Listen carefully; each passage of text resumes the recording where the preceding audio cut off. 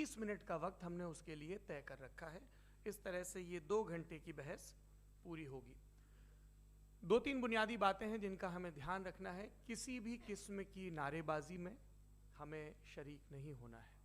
ये हल्ला गुल्ला नहीं है, क्योंकि पूरी दुनिया देख रही है, तो एक नज़ीर कायम करनी है, एक उदाहरण लोगों के सामने रखना है कि पढ़े लिखे लोग इत्तेफाकी और नाइत्तेफाकी रखते हुए भी, एक दूसरे से सहमति और असहमति रखते हुए भी बात कह सकते हैं। यहाँ पर मेरे JNU के प्रोफेसर बैठे हैं, पुरुषोत्तम अग्रवाल जी, जिन्होंने हमें क्लास में सिखाया है कि सहमति का साहस और असहमति का विवेक, और इसका ठीक उलट भी, ये बड़ा ज़रूरी है। दूसरी बात, ये किसी एक धर्म के बारे में बहस नहीं है, ये बात सबको स्पष्ट होनी चाहिए। किसी धर्म को महान बताने या किसी धर्म को कमतर बताने की ये बहस नहीं है। तो यदि कोई इस उम्मीद से देख रहा है या यहाँ आया है, तो मैं आपको आश्वस्त करना चाहता हूं कि आपको नाउम्मीदी हाथ लगेगी। इस बहस में बहुत ज़्यादा धार्मिक प्रतीकों के इस्तेमाल को लेकर भी, ये दोनों लोग जो अभी आपको गंभीर दिख रहे हैं, भले लोग हैं, कल शाम को चाय पर मिले थे, बहुत हंसी मजाक भी इनके बीच हुआ था, और गलबैयाँ डालते हुए एक तस्वीर भी हुई थी। ये इस बात का प्रमाण है कि इंटरनेट पर जो हल्ला मचा हुआ है उसके मुकाबले ये दोनों लोग बहुत ही अच्छे शांत ढंग से बहस के लिए राजी हो गए हैं। ट्विटर की बात है, ट्विटर तक सीमित, एलन मस्क आजकल उसको एक्स कहते हैं। और अब इस बहस की शुरुआत, मैं इन विद्वानों का, हालांकि इनको परिचय की जरूरत नहीं, पर हो सकता है, हमें पत्रकारिता में सिखाया जाता है कि नेवर अज्यूम, विज्ञान भी यही कहता है। मुफ्ती शमाइल नदवी साहब इस्लामिक विद्वान, शिक्षाविद हैं, कोलकाता के वाहियान फाउंडेशन के संस्थापक हैं, लखनऊ की प्रतिष्ठित दारुल उलूम नदवतुल उलमा से ग्रेजुएशन किया है, सोशल मीडिया और सार्वजनिक मंचों पर अध्यापन और बौद्धिक कामों में सक्रिय हैं, और इस समय इंटरनेशनल इस्लामिक यूनिवर्सिटी मलेशिया से PhD कर रहे हैं। अच्छी बात यह है कि पढ़ाई के साथ साथ ट्रैवल ब्लॉग भी बनाते हैं। पेट्रोनस टावर के सामने का ब्लॉग हमने देखा। हमारे साथ जावेद अख्तर साहब हैं। जावेद अख्तर साहब कवि हैं, शायर हैं, गद्य भी लिखते हैं, फिल्मों के लिए संवाद लिखे हैं, गीत लिखे हैं। इससे इतर ये वैज्ञानिक सोच को लेकर या अपने डिक्लेयर्ड एथिज्म को लेकर भी मुखर रहते हैं और अपने तहीं रैशनैलिटी की बात करते हैं। देवियों और सज्जनों, डज गॉड एग्जिस्ट, इस सवाल का जवाब सब अपने अपने तहीं खोजने की कोशिश कर रहे हैं। कोई इसको गॉड डैम पार्टिकल की खोज बताता है, कोई गॉड पार्टिकल की खोज बताता है, कोई हिग्स बोसान की खोज बताता है, कोई ये सवाल जवाब तलाशने की कोशिश करता है कि मास एग्जिस्टेंस में आखिर आया कैसे, हुआ क्या था, सृष्टि के पहले, समय के पहले क्या था। और कोई ये कहता है कि ये सारी खोजें जिस मस्तिष्क में हो रही हैं, प्रकृति के क्रम में, वो कैसे विकसित हुआ। मैं उम्मीद करता हूँ कि हम आज इन बुनियादी सवालों के कुछ जवाब हासिल करने में कामयाब हूँ। मैं सबसे पहले मंच पर आमंत्रित कर रहा हूँ मुफ्ती शमाइल नदवी साहब को। आइए सर जी।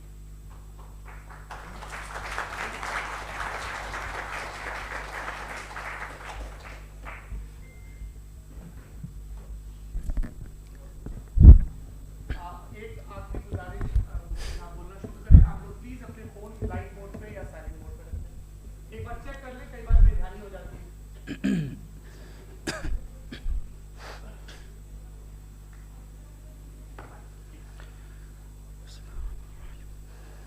तमाम तारीफ़ें उस क्रिएटर के लिए जिसने इस यूनिवर्स को एक मकसद के तहत पैदा किया है। रिस्पेक्टेड जनाब जावेद अख्तर साहब, मिस्टर सौरभ द्विवेदी और respected audience, thank you all for being here today. आज की डिबेट में चूंकि हम बात करने वाले हैं डज गॉड एग्जिस्ट के टॉपिक पर, तो ये एक ऐसा टॉपिक है जिसके मुताल्लिक कोई भी डिसीजन लेने के लिए अलग अलग स्टैंडर्ड्स हो सकते हैं।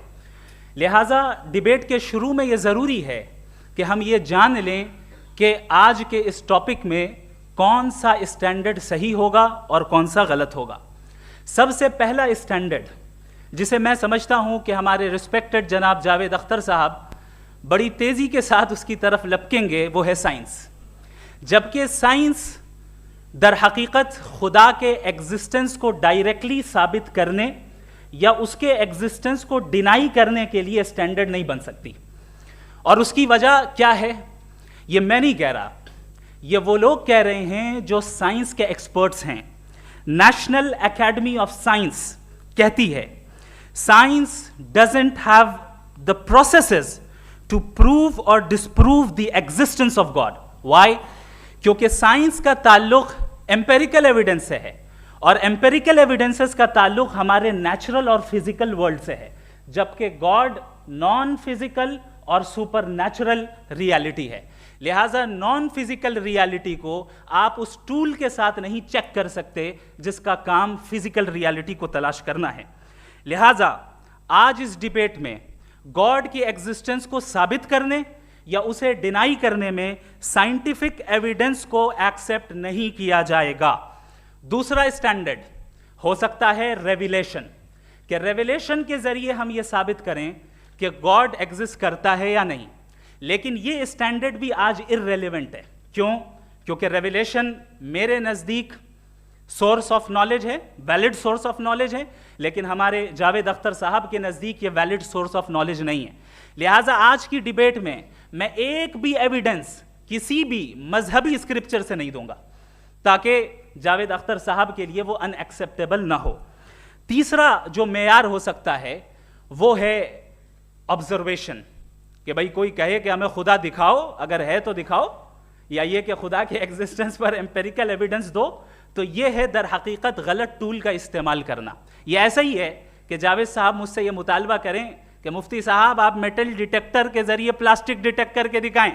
अब चूंकि प्लास्टिक डिटेक्ट नहीं हो पा रही है, लिहाजा plastic does not exist. No, you are using the wrong tool. इस टूल से प्लास्टिक को डिटेक्ट नहीं किया जाता। लिहाजा मैं समझता हूं कि गॉड के एग्जिस्टेंस पर एम्पेरिकल एविडेंस का मुतालबा करना एक बचकाना मुतालबा है, और हमारे रिस्पेक्टेड जनाब जावेद अख्तर साहब इस स्टेज से अब बहुत आगे निकल चुके हैं। अब बचता है एक ही स्टैंडर्ड, और वो स्टैंडर्ड है अक्ल, लॉजिक, रीजनिंग। और यही वो स्टैंडर्ड है जिसके तहत गॉड की एग्जिस्टेंस को साबित किया जाएगा या गॉड की एग्जिस्टेंस को डिनाई किया जाएगा।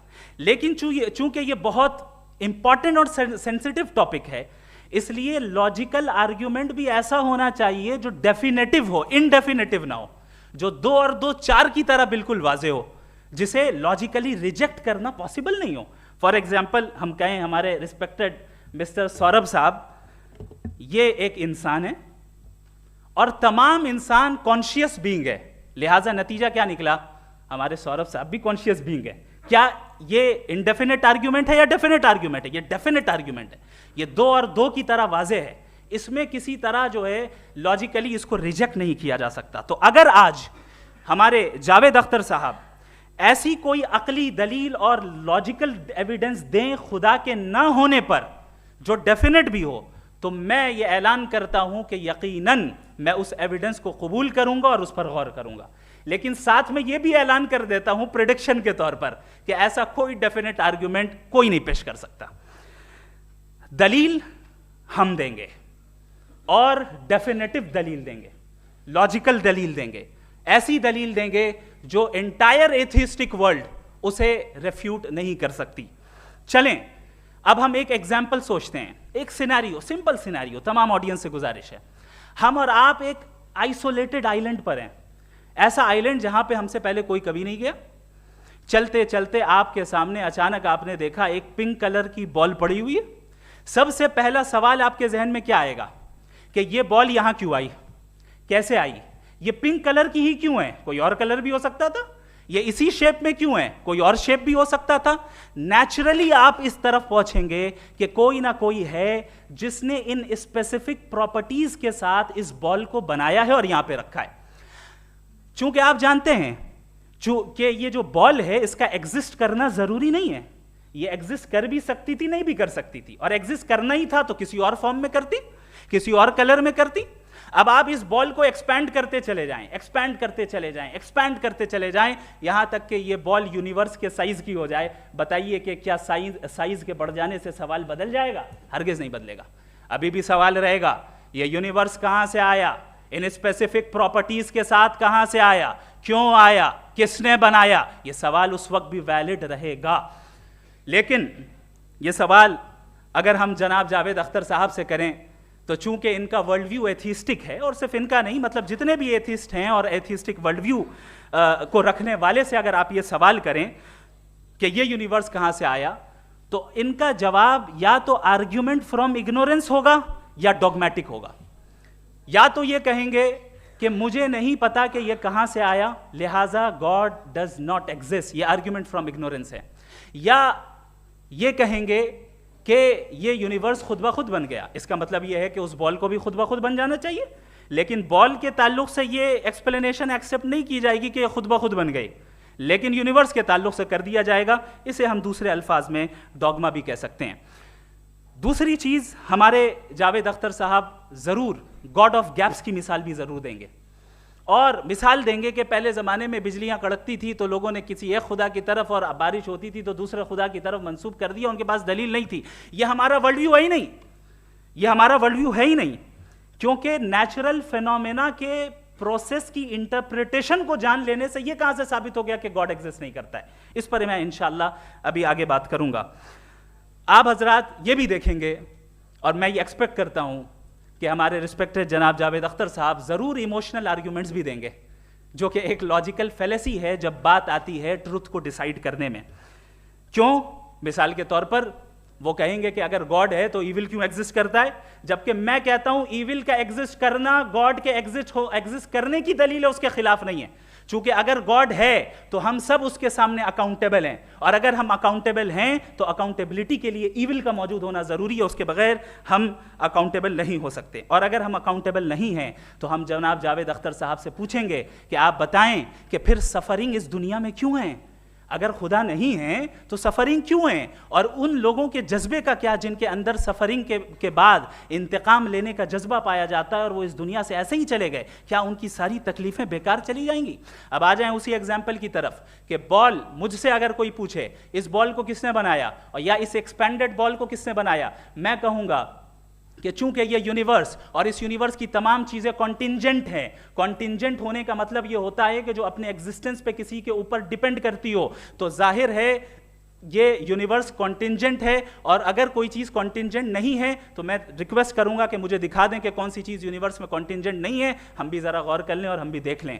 और जब कॉन्टिंजेंट चीजें मौजूद हैं तो फिलोसोफर्स की इस्तिलाह के मुताबिक, हम उस टर्मिनोलॉजी के मुताबिक हम उस जगह तक पहुंचते हैं और उस हस्ती तक पहुंचते हैं जिसे नेसेसरी बीइंग कहा जाता है, कि ये वो नेसेसरी बीइंग है जिसका मौजूद ना होना नामुमकिन हो। चूंकि अगर ये मौजूद ना हो तो सारी चीजें एग्जिस्टेंस में आएंगी ही नहीं, और ये सारी कॉन्टिंजेंट चीजें उसी के ऊपर डिपेंड करती हैं। अब अगर आप ये सवाल करते हैं कि फिर उस हस्ती को किसने बनाया, फिर उसका कॉज क्या है, फिर उसका कॉज क्या है, फिर उसका कॉज क्या है, और एंडलेसली चले जाएं, इसे हम कहते हैं इन्फिनिट रिग्रेस ऑफ कॉजेज, जो कि लॉजिकल फेलेसी है। कॉन्सेप्चुअली इन्फिनिटी पॉसिबल है। मिसाल के तौर पे न्यूमेरिकल्स 1 2 3 गिनते चले जाएं, इन्फिनिट नंबर्स हैं। मैं कॉन्सेप्चुअली बात नहीं कर रहा, प्रैक्टिकली रियलिटी में साबित करके दिखाएं कि infinite regress of causes possible हैं या नहीं। अगर पॉसिबल हैं तो हम मान लेंगे, मिसाल दे दें, और पॉसिबल नहीं है तो एक ही ऑप्शन बचता है जिसे हम कहते हैं नेसेसरी बीइंग। ऐसी नेसेसरी बीइंग जो इंडिपेंडेंट है, क्योंकि अगर वो डिपेंडेंट हुई तो वो नेसेसरी नहीं रहेगी।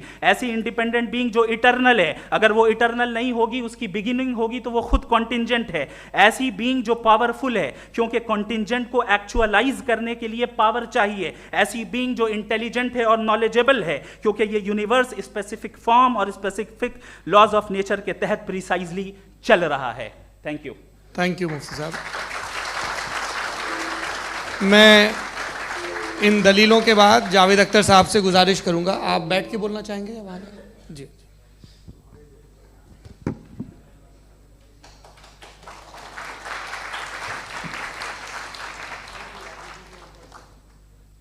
पहले तो मैं मुफ्ती साहब को एक अच्छी खबर देना चाहूँगा कि मेरी नॉलेज साइंस के बारे में बड़ी मामूली है, तो आप फिक्र ना करें उसकी, लेकिन कुछ कॉमन सेंस है मुझ में। देखिए, ये खुदा का तस्वुर कोई नया तस्वुर नहीं है, ये सदियों से रहा है। ये कुछ रिलीजन 3000 साल पुराने होंगे, 4000 साल पुराने होंगे, लेकिन इंसान कोई 10,000 12,000 साल से एग्जिस्ट करता है होमो सेपियन की शक्ल में, और हमेशा कुछ ना कुछ मज़हब रहे। ये मज़हब जाहिलों के नहीं थे, ये मज़हब एक ऐसी ग्रीक सोसाइटी के थे जहाँ बड़े बड़े फिलोसफर्स पैदा हुए। ये मज़हब इजिप्शियंस के थे जिन्होंने पिरामिड्स बनाए थे, ये रोमन्स के थे कि जिनका आर्किटेक्चर और सेनेट यानी पहली बुनियाद डेमोक्रेसी की, लिमिटेड थी मगर डेमोक्रेसी थी, ये उन लोगों ने किए थे। तो इनका जो जुपिटर था, रा था, ज़्यूस था, उन्हें उस पर इतना ही एतमाद था जितना आज किसी मजहबी आदमी को अपने खुदा पे होगा। क्रिश्चियनिटी आने से पहले यूरोप में एक मज़हब था जर्मेनिक रिलीजन, उसका एक खुदा था, उसकी एक बीवी थी, उसके 2 बेटे थे, एक बेटी थी। फिर जर्मनी में जब यूरोप में क्रिश्चियनिटी आई तो वो खुदा, उसकी बीवी और पूरे ख़ानदान चला गया। तो हमने, अगर हम हिस्ट्री देखें तो खुदा जो हैं वो ज़्यादातर फ़ानी है, वो हमेशा रहे नहीं। और वो जो लोग इन्हें मानते थे उनको आप कहें वो तो जाहिल थे, उन्हें तो कुछ पता ही नहीं था, ऐसा नहीं है। वो अपने वक्त में बड़े काबिल लोग थे और अपने वक्त में उन्होंने बड़े बड़े काम किए हैं, फिलोसफर्स थे, साइंटिस्ट थे, लेकिन उनका मज़हब कहाँ गया, उनके खुदा कहाँ गए? आज जो खुदा हैं दुनिया में लोग उन्हें मानते हैं। आपको क्या मालूम कि कितने बरसों के बाद क्या होने वाला है? हम यूरोप में देखते हैं तो चर्च खाली हैं। तो वक्त के साथ चीज़ें बदलती हैं। जहाँ तक इसका ताल्लुक़ है मज़हबों का, हर मज़हब आपसे एक चीज़ मांगता है, फेथ। ये फेथ क्या चीज़ होती है? What is the difference between faith and belief? ये तो बहुत ही अहमकाना बात होगी कि कोई आदमी कहे साहब अगर खुदा है तो मुझे दिखाइए। ये तो जाहिलाना बात हुई। मैंने तो नॉर्थ पोल नहीं देखा है, मगर मैं मानता हूँ कि नॉर्थ पोल है।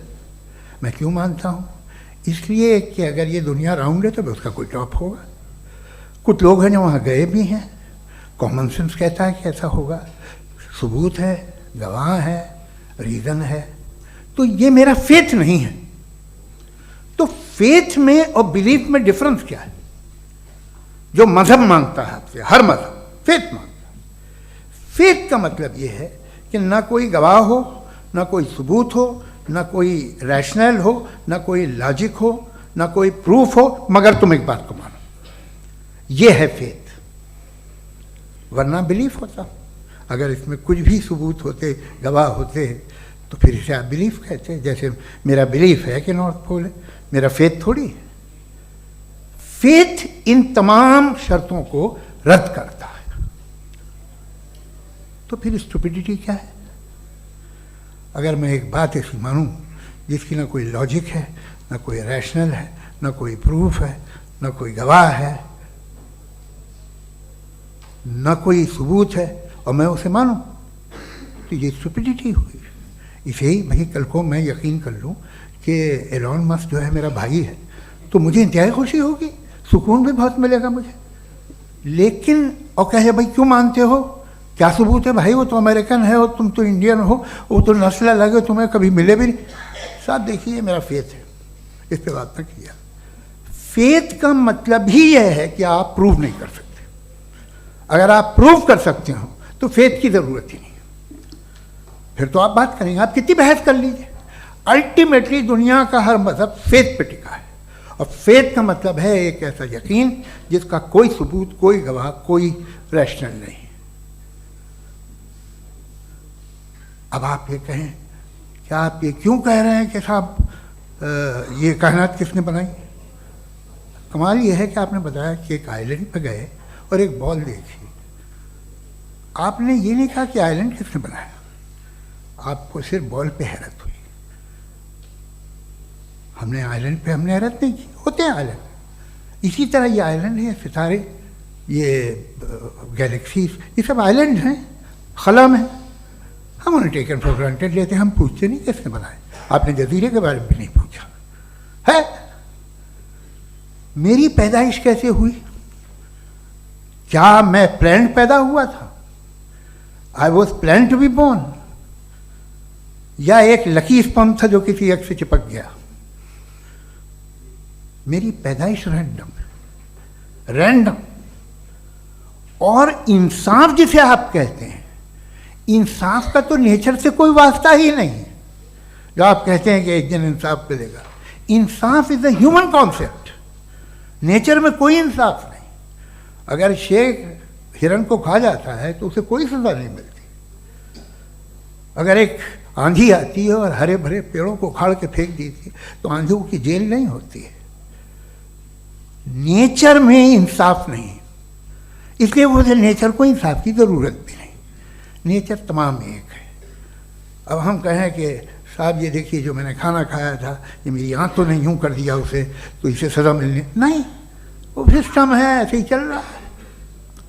नेचर बगैर इंसाफ के है। इंसाफ इज अ ह्यूमन कॉन्सेप्ट। तो जो आपसे कहता है कि मैं तुम्हें इंसाफ दूंगा वो इंसानी जहन की पैदावार है। ये नेचुरल है ही नहीं, ये आसमानी है ही नहीं। नेचर का तसव्वुर, इंसाफ का तसव्वुर। भाई आप साथ मिलते हैं, अब आप लेफ्ट हैंड ड्राइव करते हैं, ये क्या है? तमाम सच, तमाम नेकी, तमाम शराफत लेफ्ट हैंड ड्राइव है। वरना क्या होगा, या तो आप क्रॉस कर देंगे, आपका एक्सीडेंट हो जाएगा, या आप किसी को मार देंगे, या ट्रैफिक जैम हो जाएगा। झूठ, बेईमानी, रिश्वतखोरी, ये तमाम जो है driving on the wrong side है। इसके ऊपर कुछ नहीं। ये तो हमने बनाया, जैसे हमने लेफ्ट हैंड ड्राइव बनाई है।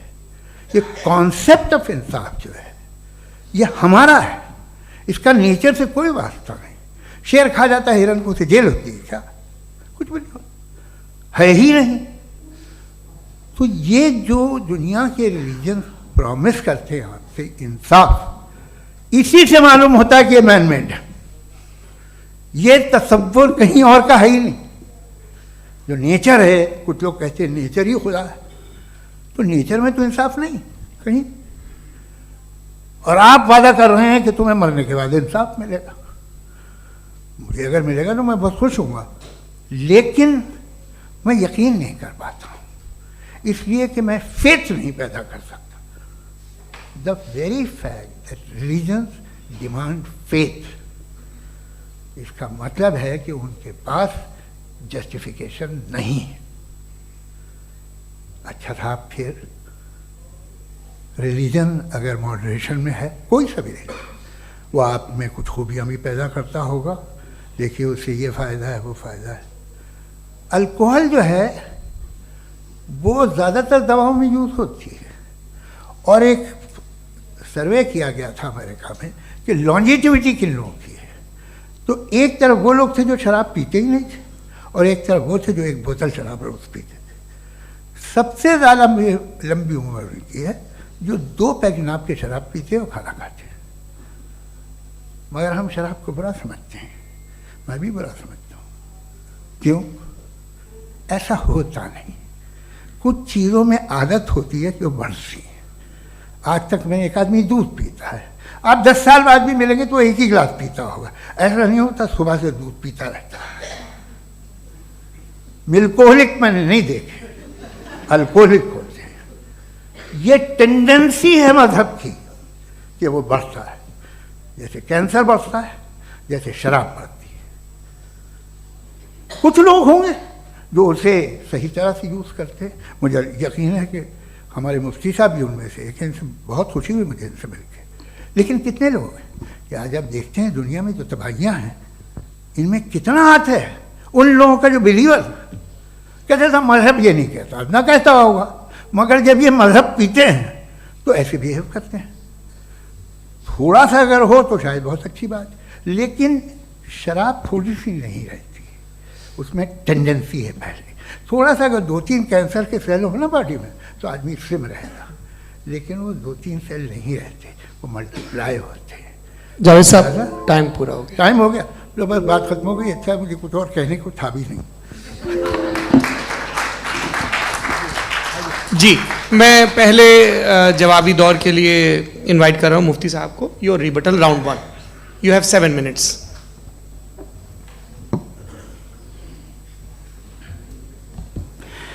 Thank you very much Javed साहब। आपकी बात को सुनकर बड़े महजूज हुए हम लोग। महजूज, do you understand?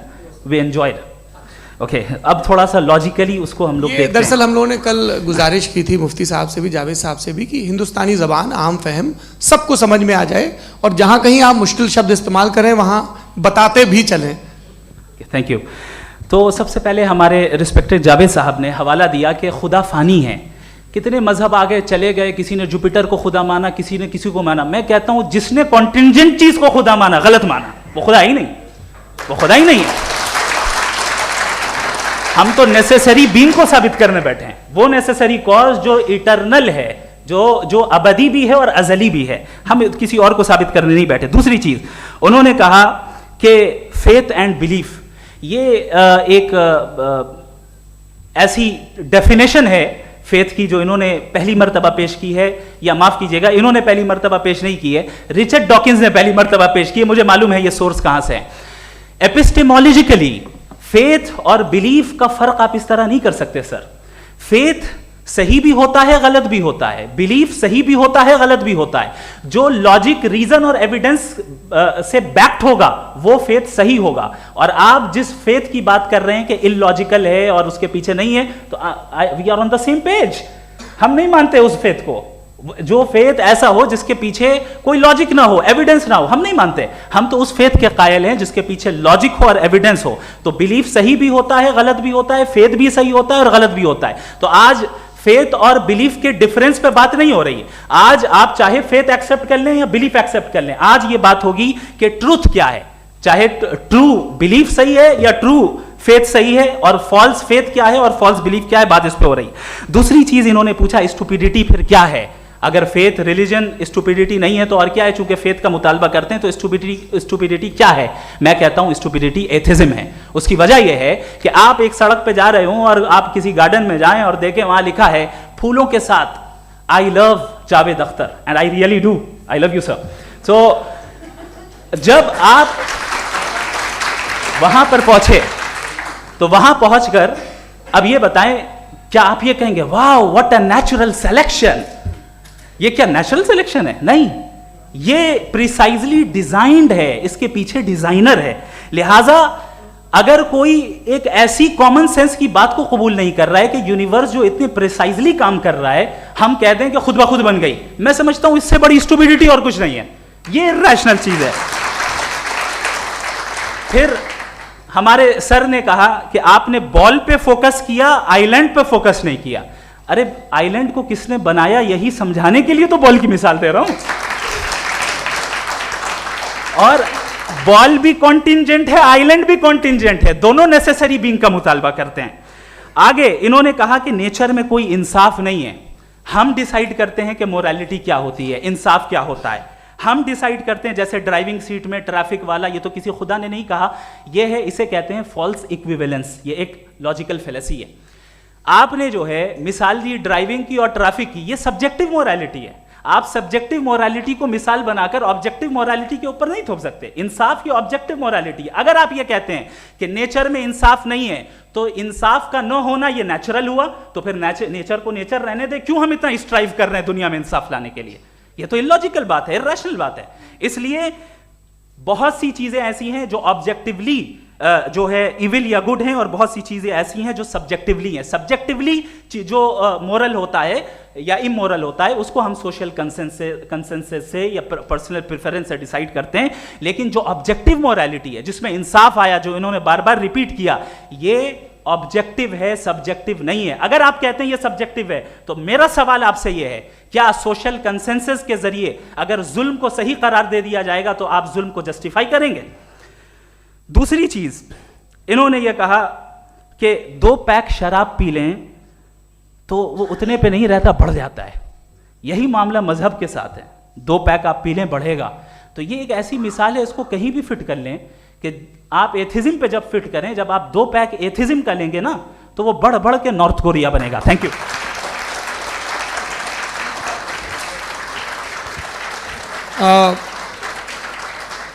First round के रिबटल के लिए मैं जावेद साहब को इनवाइट कर रहा हूं। आपके पास 7 मिनट का वक्त है, रीसेट कर दीजिएगा प्लीज। मुझे इस बात की खुशी है कि मुफ्ती साहब ने भी मान लिया कि नेचर में कोई इंसाफ नहीं है। तो कोई भी चीज़ जो इंसान ने नहीं बनाई है उसमें इंसाफ नहीं होता है। एक बात मैं आपसे अर्ज करूं, जरा पता लगा लीजिएगा, ये जो आप बाग में जाते हैं बेहद खूबसूरत फूल देखते हैं ना, इनमें से कोई नेचुरल नहीं है। ये सारे फूल क्रॉस करके बनाए गए हैं। जो जंगल में फूल होते हैं निहायत मामूली होते हैं, ये फूल इंसानों ने बनाए हैं।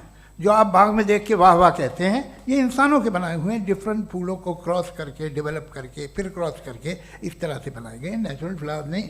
किसी जंगल वीरान में जाके आप गुलाब के फूल नहीं देखेंगे। ये सब बनाए हुए इंसान ने, बहुत से काम इंसान ने किए हैं। बाकी है कि आपने मेरी एक बात का जवाब नहीं दिया, जिससे मुझे शिकायत है कि फेथ क्या है और आप फेथ मांगते क्यों हैं मुझसे? आप तो लॉजिकल हैं, आपके पास तो सारे रैशनल्स हैं, आपके पास सारे सबूत हैं, तो आपको फेथ की डिमांड क्यों करते हैं कि भाई तुम सरेंडर कर दो और सवाल मत करो? कोई मजहब सारे सवाल करने की इजाजत नहीं देता है और मना करता है कि ज़्यादा सवाल ना करो, बहक जाओगे तुम। आप क्यों रोकते हैं? हकीकत यह है कि इंसानी तारीख क्या है। इंसानी तारीख ये है कि दुनिया में दो तरह के लोग हुए हैं। एक वो जिन्होंने अपनी लाइल्मी की परस्तिश की है, दूसरे वो जिन्होंने अपनी इग्नोरेंस या लाइल्मी से झगड़ा किया है और मालूम किया है कि क्या है। ये जो आप कह रहे हैं, आज आप हैरान हैं कि भाई ये यूनिवर्स कैसे बनी। लोग हैरान थे कि सूरज डूबता है तो इधर से कैसे निकलता है। और आप एक कदम जाके हमेशा का मानने को तैयार है, एक कदम पीछे ही मान जाइए। भाई आप इसके बाद जाते हो, कहते सवाल ना करना कि ये कहाँ से आया, ये पावर तो हमेशा से हमेशा रहेगी। तो आप यूनिवर्स के बारे में मानने में क्या तकलीफ है? एक कदम पहले रुक जाइए। ये हमेशा से थी या नहीं थी, हमें मालूम नहीं है। और ये कहना कि हमें मालूम नहीं है, कमाल ये है कि दुनिया के सारे मजहब सब जानते हैं ये दुनिया कैसे बनी थी, कैसे मिटेगी, मरने के बाद क्या होगा, इनको सब इल्म है। इनको किसी को डायनासोर होते थे पहले ये नहीं पता था, किसी को नहीं पता। किसी भी दुनिया की मजहबी किताब में डायनासोर का जिक्र नहीं है। लेकिन बाकी सब बातें, how to make universe in 4 easy lessons and बाकी सब पता है। जिसको सब पता है वो गड़बड़ है। हम में ये इंकिसार, ये ह्यूमिलिटी होनी चाहिए कि हम ये कहें कि हमें ये बहुत सारी बातें नहीं मालूम, लेकिन हम उनकी परस्तिश न करना, अपनी लाइल्मी को की परस्तिश न करें, हम उसे पता लगाने की कोशिश करें।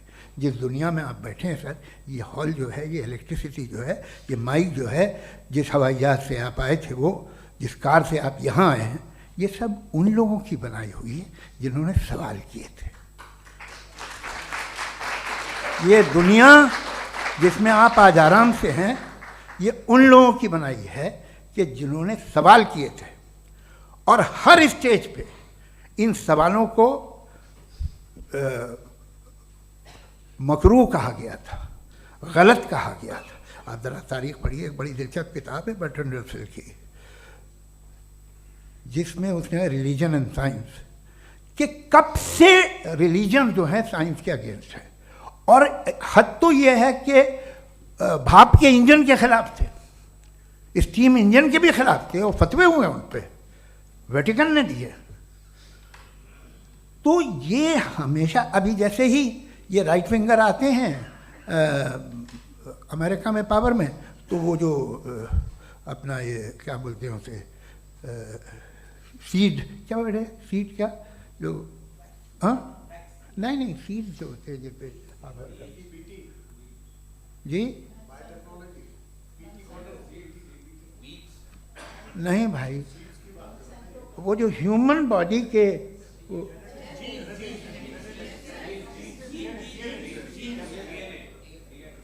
उस पर रिसर्च बंद हो जाती है, रिपब्लिकन नहीं करने देते। अरे भाई इतना डर क्या है तुम्हें?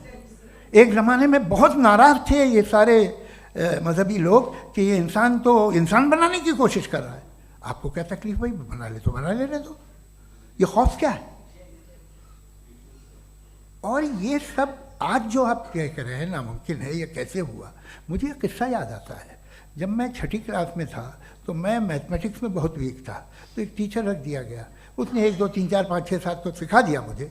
वो दिन मैं भूल नहीं सकता हूँ मुफ्ती साहब, जिस दिन उसने ये बताया कि 1/2 क्या होता है और 3/4 क्या होता है। मुझे ऐसा लगा कि मेरा सर बीच से फट जाएगा। ये आदमी कह रहा है कि जो दीवार के अंदर जाओ वॉक करते हुए। आज हंसता हूँ मैं इस बात पे। तो आज जो बातें आपके जहन से बिल्कुल परे हैं और आप हैरान होते उन्हें देख के, एक वक्त आएगा कि मामूली लगेंगे। और हुआ है, आपकी इंसानी तारीख ही है। इतनी जल्दी सारे फैसले आप मत कर लीजिए, थोड़ा ये ह्यूमिलिटी रखिए कि भाई ये हमें नहीं मालूम। ये कहने में क्या है, ये यूनिवर्स कहाँ तक फैली, ये कब से है और कब तक रहेगी, हमें नहीं मालूम। आपने फैसला कर लिया कब बनी। ये आपके हिसाब से कोई 14 बिलियन ईयर बनी जो समझा जाता है। उससे पहले हजारों करोड़ों अरबों साल तक खुदा बैठा क्या कर रहा था? खामोश बैठा था, ऐसे ही जमाइयाँ ले रहा था। फिर उसे आइडिया आया, यार एक काम करते, वक्त अच्छा गुजर जाएगा, यूनिवर्स बनाते। सोचिए, वो तो हमेशा से है ना, मगर यूनिवर्स हमेशा से नहीं है, ये तो बनाई गई है। और उससे पहले क्या था, इनका क्या काम था? कैसी बात है, ये बड़ा आसान है। जो बात हमें आज धीरे धीरे पता चली है, बरसों 2000 और 2500 साल पहले आपको किसी ने बता दिया कि क्या था, आप मान गए, और तब से वही मान रहे हैं जो 2500 साल पहले कहा गया था। सब कुछ बदल गया है, सॉल्व हो रही हैं चीज़ें। अभी साइंस बिल्कुल दावा नहीं करती, या कोई फिलोसफर ये दावा नहीं करता कि हमें सब मालूम, बल्कि वो कहता है कि हमें जितना मालूम होता है उससे ये मालूम होता है कि हमें कितना कम मालूम। तो हम अपनी जहालत से लड़े, उसकी परस्तिश न करें। जी, time. Thank you so much. मैं तर्कों की श्रृंखला में राउंड 2 के लिए मुफ्ती साहब को आमंत्रित कर रहा हूँ। आपके पास एक बार फिर से 7 मिनट का वक्त है। शुक्रिया। जनाब जावेद अख्तर साहब कई मर्तबा दोहरा रहे हैं कि फेथ का मतलब बताइए, फेथ का मतलब बताइए। मैंने बता दिया, फेथ सही भी होता है, गलत भी होता है। और आज हम फेथ पे बात नहीं कर रहे, हम ट्रुथ और डज गॉड एग्जिस्ट पे बात कर रहे हैं। क्या डज गॉड एग्जिस्ट, ये ट्रुथ यानी गॉड है या नहीं है, इसमें से दोनों ट्रुथ क्या है। अब आप उसे फेथ कह लें, बिलीफ कह लें, नॉट माई बिजनेस। उसके बाद आपने कहा कि भाई सवाल करने से मजहब रोकता है। मैं कहता हूं जो रोकता है वो रोकता होगा, मैं नहीं रोकता, बल्कि सवाल करें, सवाल करना चाहिए। सवाल कर करके तो हम आगे बढ़ते हैं, तरक्की करते हैं, और इसीलिए मैं आज यहाँ पे आया हूँ। लेकिन सवाल सिर्फ खुदा से नहीं होगा, आपसे भी होगा। सवाल एथिज्म से भी होगा, सवाल सिर्फ मजहब से नहीं होगा, सबसे होगा।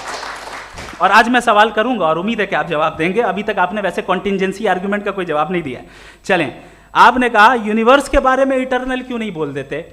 ये चूंकि लॉजिकली पॉसिबल ही नहीं है कि यूनिवर्स इटर्नल हो। यूनिवर्स एक कॉन्टिंजेंट चीज है जो टाइम एंड स्पेस के पाबंद है, टाइम एंड स्पेस से बाउंड है। जो टाइम एंड स्पेस से बाउंड होगा वो कॉन्टिंजेंट होगा, जो कॉन्टिंजेंट होगा वो उसकी बिगिनिंग हुई होगी, जिसकी बिगिनिंग हुई होगी वो इटर्नल नहीं हो सकता। ये तो कॉमन सी बात है।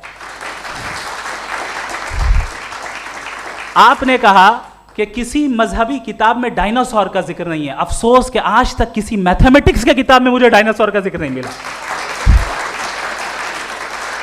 तो इसका मतलब मैथमेटिक्स की किताब बेकार है? नहीं, उसका वो टॉपिक नहीं है। रेवलेशन का और मजहबी किताबों का टॉपिक ये नहीं है कि आपको आके बताए साइकिल कैसे बनाते हैं, या आकर ये बताएं कि जो है डायनासोर कब था। वो तो मोरालिटी सिखाने आया है, गॉड के बारे में बताने आया, नॉन फिजिकल रियलिटी की हकीकत को सिखाने के लिए आया।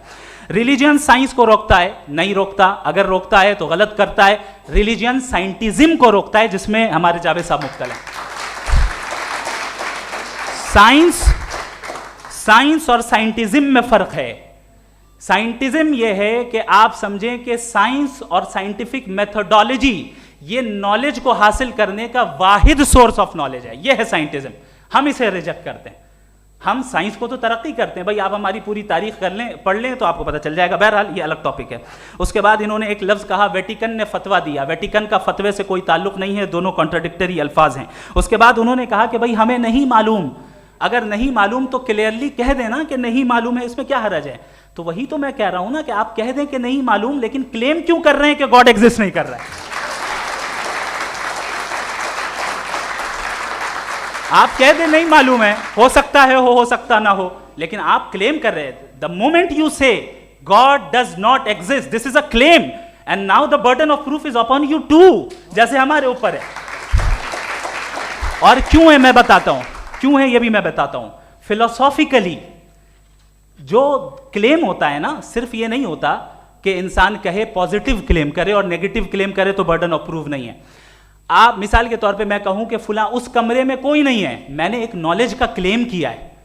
उस कमरे में कोई नहीं है, मैंने एक नॉलेज का क्लेम किया। या तो मैं कहूं मुझे नहीं पता, हो भी सकता है नहीं भी हो सकता है, this is not a claim. लेकिन जब मैं कह रहा हूं कि वहां कोई नहीं है या मैं कह रहा हूं वहां कोई है, दोनों क्लेम है और दोनों के ऊपर बर्डन ऑफ प्रूफ है। हमारे ऊपर भी बर्डन ऑफ प्रूफ है, मैंने कंटिजेंसी आर्ग्यूमेंट दिया, इसे तोड़कर दिखाइए।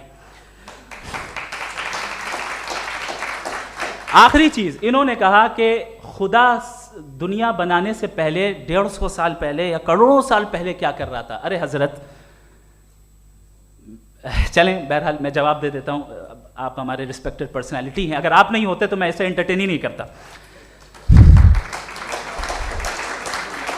टाइम, ये 100 साल पहले या 100 साल बाद, पहले बाद में अभी, ये वो अल्फाज हैं जिनका ताल्लुक टाइम से है। टाइम शुरू ही हुआ है यूनिवर्स की बिगिनिंग के बाद, तो उसके पहले खुदा क्या कर रहा था, सवाल इलॉजिकल है, ये फेलेसी है। यानी आप ये कह रहे हैं कि यूनिवर्स के बनने से पहले खुदा क्या कर रहा था, टाइम के बनने से पहले, पहले का ताल्लुक टाइम से, टाइम उस वक्त था ही नहीं, तो ये सवाल ही इनवैलिड है खुदा के ताल्लुक से। दूसरी चीज, आर्ग्यूमेंट ऑफ कंटिजेंसी जो मैंने आपके सामने पेश की है, आपने बार बार ये प्रूफ किया और ये कह रहे हैं कि गॉड ऑफ गैप्स। देखिए पहले नहीं मालूम था, साइंस ने कर दिया। सिंपल की मिसाल से मैं समझा देता हूं। जिस गैप्स की आप बात कर रहे हैं ना, साइंस उन गैप्स को जिन चीज के जरिए भी प्रूव करेगा वो कॉन्टिजेंट ही होगा, अब चाहे वो फोर्स हो, मैटर हो या एनर्जी हो। लिहाजा सवाल हमारा उस वक्त भी वैलिड होगा जब तक कि आप नेसेसरी बीइंग पे ना आ जाएं, और इन्फिनिट रिग्रेस पॉसिबल नहीं है of causes in practical world, तो जाहिर है कहीं रुकना पड़ेगा, जहां रुकेंगे वही खुदा है। दूसरी चीज, आपने ये कहा, क्या कह रहा था मैं, किस पॉइंट को? What? Oh no, after that. Just now. हाँ, जहां रुकेंगे वही खुदा है। बहरहाल, तो टाइम का जिक्र हो गया, गॉड ऑफ गैप, सॉरी, या इसकी एक मिसाल आप ले लें। एक कार है, एक साहब ने देखा कि भाई कार जो है उसके व्हील्स कितने अच्छे लगे हुए हैं सही जगह पे, स्टीयरिंग जो है कितने अच्छे जगह पे लगी हुई है, और सीट्स कितने वेल डिजाइंड है, कितनी प्रिसाइजली ये कार काम कर रही है, तो जरूर कोई ना कोई इसे क्रिएट किया है, किसी ने क्रिएट किया है। अब जावेद साहब आए और कहे अरे जनाब बोनेट खोलिए, इसमें इंजन है, इंजन इस कार को चला रहा है, hence prove no one has created the car. This is illogical, this is irrational. आपने इंजन के जरिए उस गैप को तो साबित किया, लेकिन क्या उससे कार की जो क्रिएशन है और उसका जो क्रिएटर है ये इम्पॉसिबल हो जाए, ऐसा पॉसिबल है? उसका सवाल खत्म हो जाए, ऐसा पॉसिबल है? नहीं। आपने गैप्स को फिल करके, कॉन्टिंजेंट चीजों से गैप्स को फिल करके हमारे ऑब्जर्वेशन को और ब्रॉड कर दिया।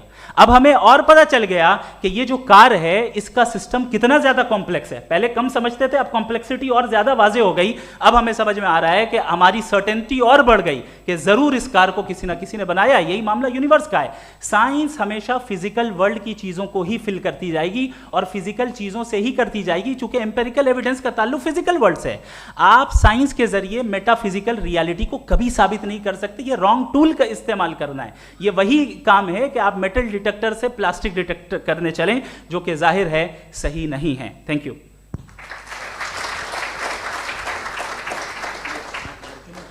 जी, ये आर्ग्यूमेंट का राउंड 2 है। हाँ। 7 मिनट है। पहले तो मैं आपसे अर्ज करूं कि आपने कहा कि जब कायनात ही नहीं थी तो वक्त भी नहीं था, कुछ भी नहीं था। कैसे नहीं था? खुदा था। एक एग्जिस्टेंस तो था ना खुदा का। तो जब खुदा था तो वक्त भी होगा। ऐसा नहीं है कि कुछ भी नहीं था, खुदा था।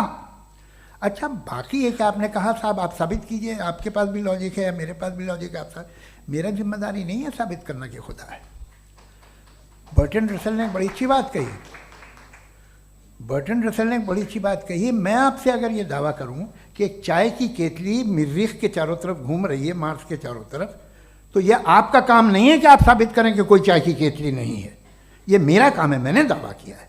ये दावा तो मजहबी लोग करते हैं कि खुदा है, मैं क्यों साबित करूं कि नहीं है? जब तक आप मुझे कन्विंस नहीं कर देंगे मैं नहीं मानूंगा। आपकी जिम्मेदारी है, मेरी जिम्मेदारी नहीं है। दोयम ये कि ये जो आप कह रहे हैं जो गैप्स हैं, ये गैप जब जब किसी मजहब को चैलेंज करते हैं, जब ऐसा कोई बात आती है तो हंगामा हो जाता है कि जब वो चैलेंज करें किसी फेथ को।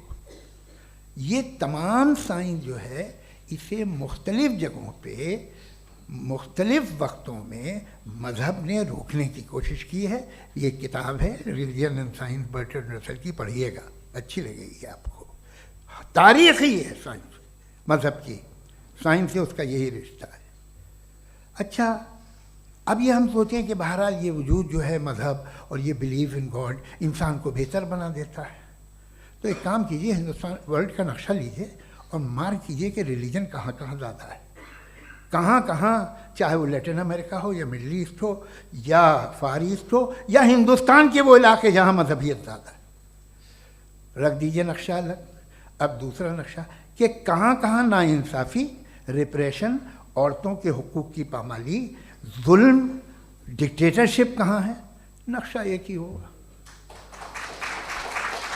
तो आप मुझे बताएं कि जो इसका तरकीब इस्तेमाल क्या है, खुदा का तरकीब इस्तेमाल तो बताइए। आप छोटी सी दवा सड़क पे बेचते हैं उसकी भी तरकीब इस्तेमाल बताते हैं।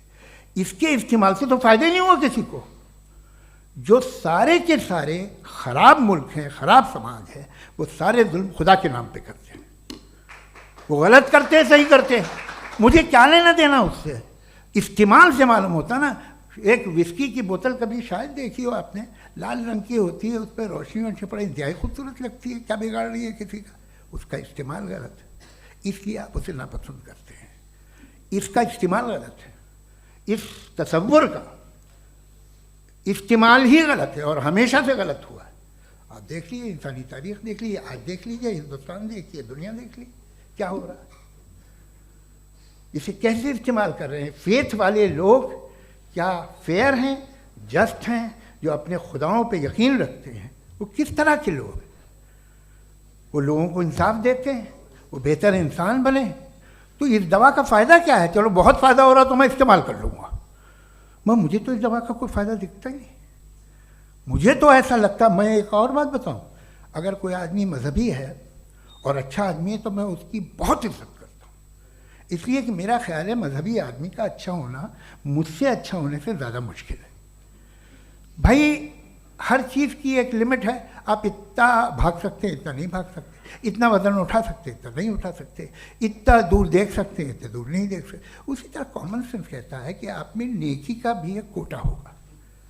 अब आप अगर सुबह जाते हैं अपनी इबादत गाह और इबादत करते हैं तो बाहर निकलते हैं तो आप तो यही महसूस करते हैं कि आपने एक बहुत अच्छा काम किया, आपकी नेकी का एक बहुत बड़ा कोटा खर्च हो गया जिससे किसी का कोई फ़ायदा नहीं। मैं तो नहीं जाता हूँ तो मुझे तो किसी को खाना खिलाना पड़ेगा, किसी बेवा की मदद करनी पड़ेगी। मैं अपना कोटा कैसे कंज्यूम करूँ? आप अपना कोटा, सारे मजहबी लोग इंतहाई यूजलेस कामों में यूज़ करते हैं। उसके बाद भी अगर आप में बच्ची है थोड़ी सी शराफत तो भाई वाह क्या बात है।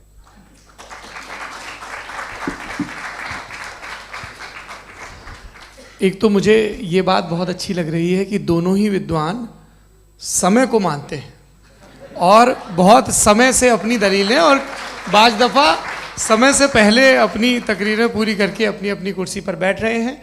ये इस आर्ग्यूमेंट का राउंड 2 पूरा हुआ। अब रिबटल का राउंड 2 है और उसके बाद क्रॉस एग्जामिनेशन होगा। नहीं, आपका आर्ग्यूमेंट हो गया सर। हमारे यहाँ स्कूल के सिलेबस में पंच परमेश्वर कहानी पढ़ाई जाती है, प्रेमचंद जी की लिखी हुई। आप निश्चिंत रहिए, आपके कोई राउंड में मिस नहीं होने दूंगा। रिबटल का राउंड 2 मुफ्ती शमाइल नदवी साहब।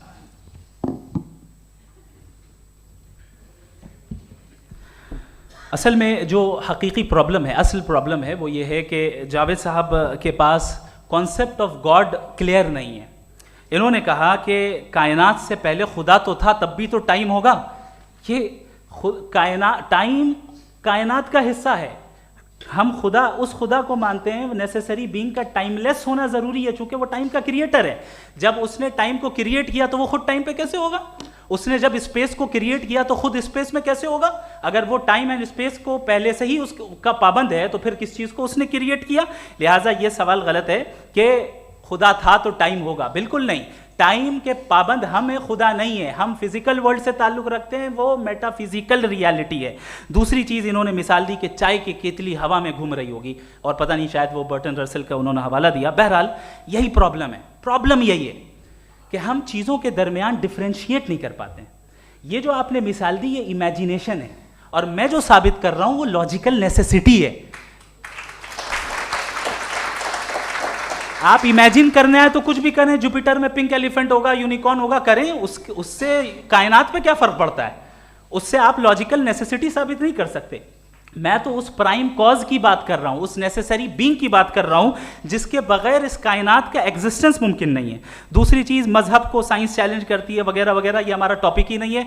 मैं इस पे बात करूंगा तो फिर मेरा वक्त चला जाएगा। मजहब के ऊपर चूंकि हमारी डिस्कशन नहीं है, साइंस को मजहब और बिलखुसूस मैं और हमारा वर्ल्ड व्यू कम अज कम साइंस को पीछे नहीं करता है, साइंटिज्म की मजम्मत करता है। इसकी वजाहत मैंने पहले कर दी। दूसरी चीज इन्होंने कहा वर्ल्ड का नक्शा लीजिए, वर्ल्ड मैप लीजिए, दो अलग अलग जगह की। हजरत मैंने ये होमवर्क किया था, और मैंने मिडिल ईस्ट का एक नक्शा लिया और यूरोप का एक नक्शा लिया, ये मजहबी इलाका और ये लिबरल और एथीस्ट इलाका। मुझे पता चला कि सबसे ज्यादा रेप केसेस जो हैं वहां पर है।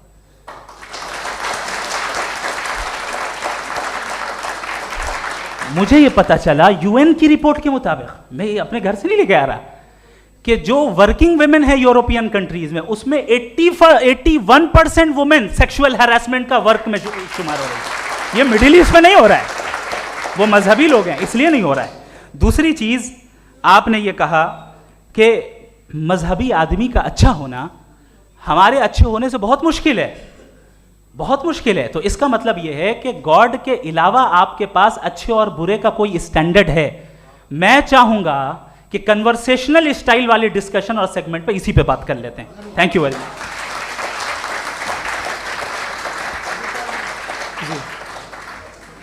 ये रिबटल का राउंड 2 है, आपके पास 5 मिनट का वक्त है, और इसके बाद क्रॉस एग्जामिनेशन शुरू करेंगे। आप चाहें तो जो इन्होंने सवाल पूछे उनके जवाब आप रिबटल में भी दे सकते हैं। जी जी, देखिए पहले तो ये बात कि ये मिसाल गलत नहीं है, गलत है।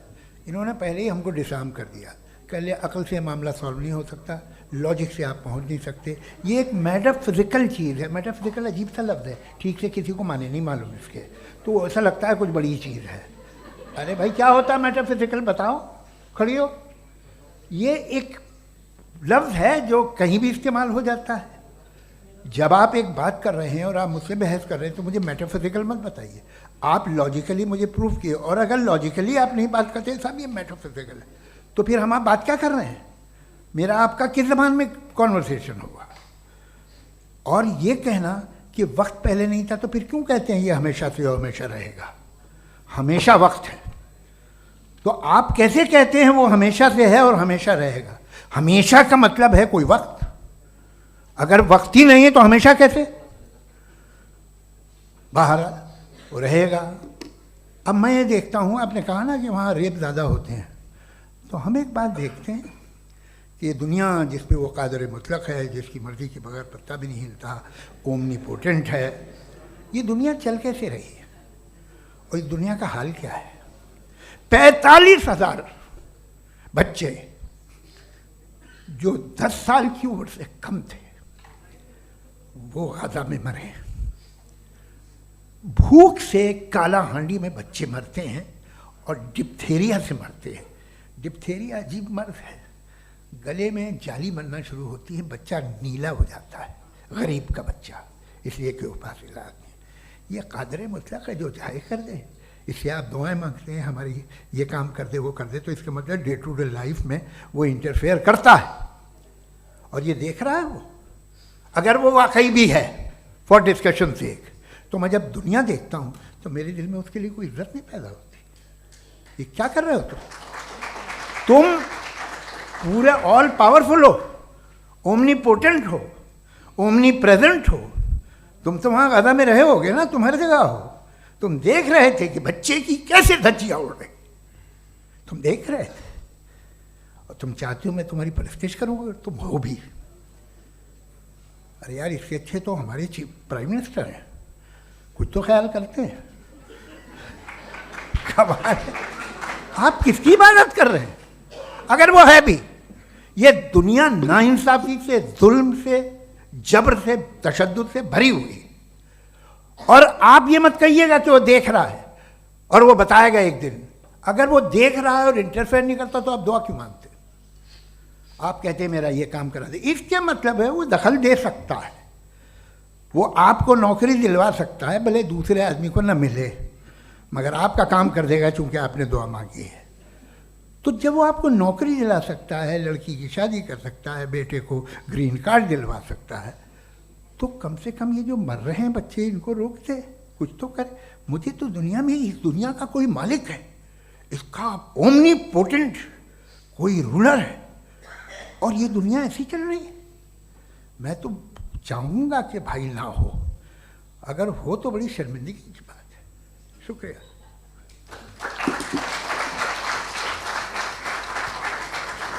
देवियों और सज्जनों, इस बहस के 2 राउंड और 2 रिबटल पूरे हो चुके हैं। अब सबसे ज़रूरी और सबसे मुश्किल राउंड शुरू हो रहा है, क्रॉस एग्जामिनेशन का। अब इन विद्वानों की सज्जनता की एक परख भी होगी और वक्त हमने 16 मिनट का तय किया है। पहला सवाल आप पूछना चाहेंगे? जी बिल्कुल। पहले बोले भी आप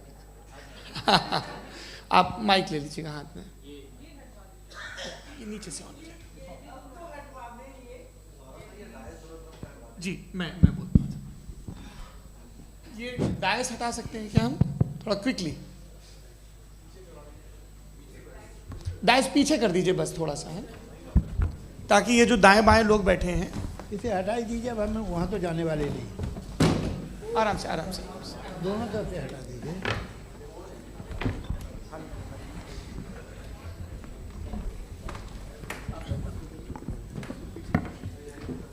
इस बीच आप लोग भी अपने अपने सवाल तैयार कर लें।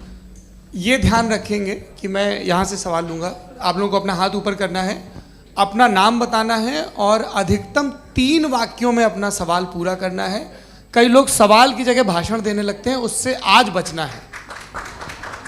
जी मुफ्ती साहब, पहला सवाल आपका, 16 मिनट हैं, हम दोनों लोगों के सवाल लेंगे। जी जी बहुत शुक्रिया। आपकी जो अभी बात हुई बहुत अहम थी, मैं इसको चाहूँगा कि आगे डिस्कस करूँ, लेकिन चूँकि अभी ये वो सेगमेंट है क्रॉस एग्जामिनेशन, तो सबसे पहला सवाल आपसे ये है कि जो मैं इतनी देर से कॉन्टिंजेंसी आर्ग्यूमेंट आपको बता रहा था, ये अकल से ही बता रहा था हजरत, आप ये बताएं कि आप इन्फिनिट रिग्रेस ऑफ कॉजेस को पॉसिबल मानते हैं या नेसेसरी बीइंग के एग्जिस्टेंस को सही समझते हैं? चूंकि 2 ही ऑप्शन हो सकता है, आप ये बताएं।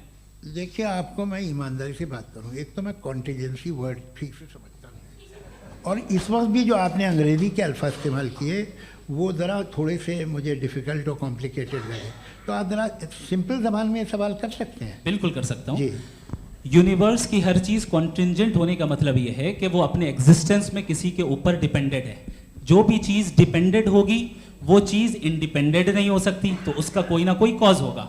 तो अब आप क्या समझते हैं कि ये इन्फिनिट रिग्रेस है, यानी कॉज पर कॉज, कॉज पर कॉज, कॉज पर कॉज, और कभी कोई यानी ये एंडलेसली चलता रहा? क्योंकि अगर ऐसा होगा तो हम तो एग्जिस्टेंस में आते ही नहीं। लॉजिकली ये मुत्तफक अलैह चीज़ है, मुत्तफक अलैह, अग्रीड अपॉन। ओके,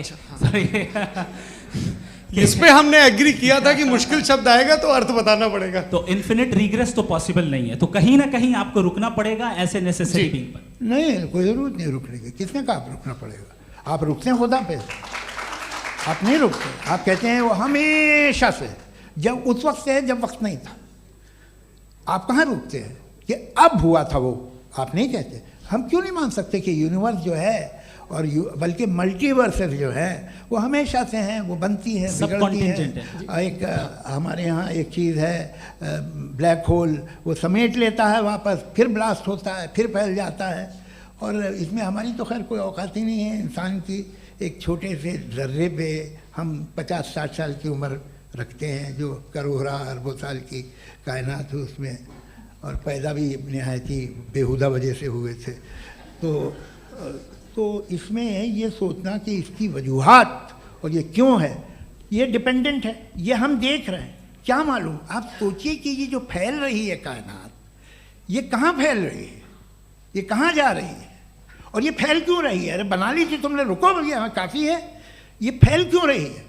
ये और कौन सी कायनात जिसे मैं दूरबीन से देखता हूँ तो 2 बिलियन लाइट ईयर पे है, उससे मेरा कोई वास्ता ही नहीं है।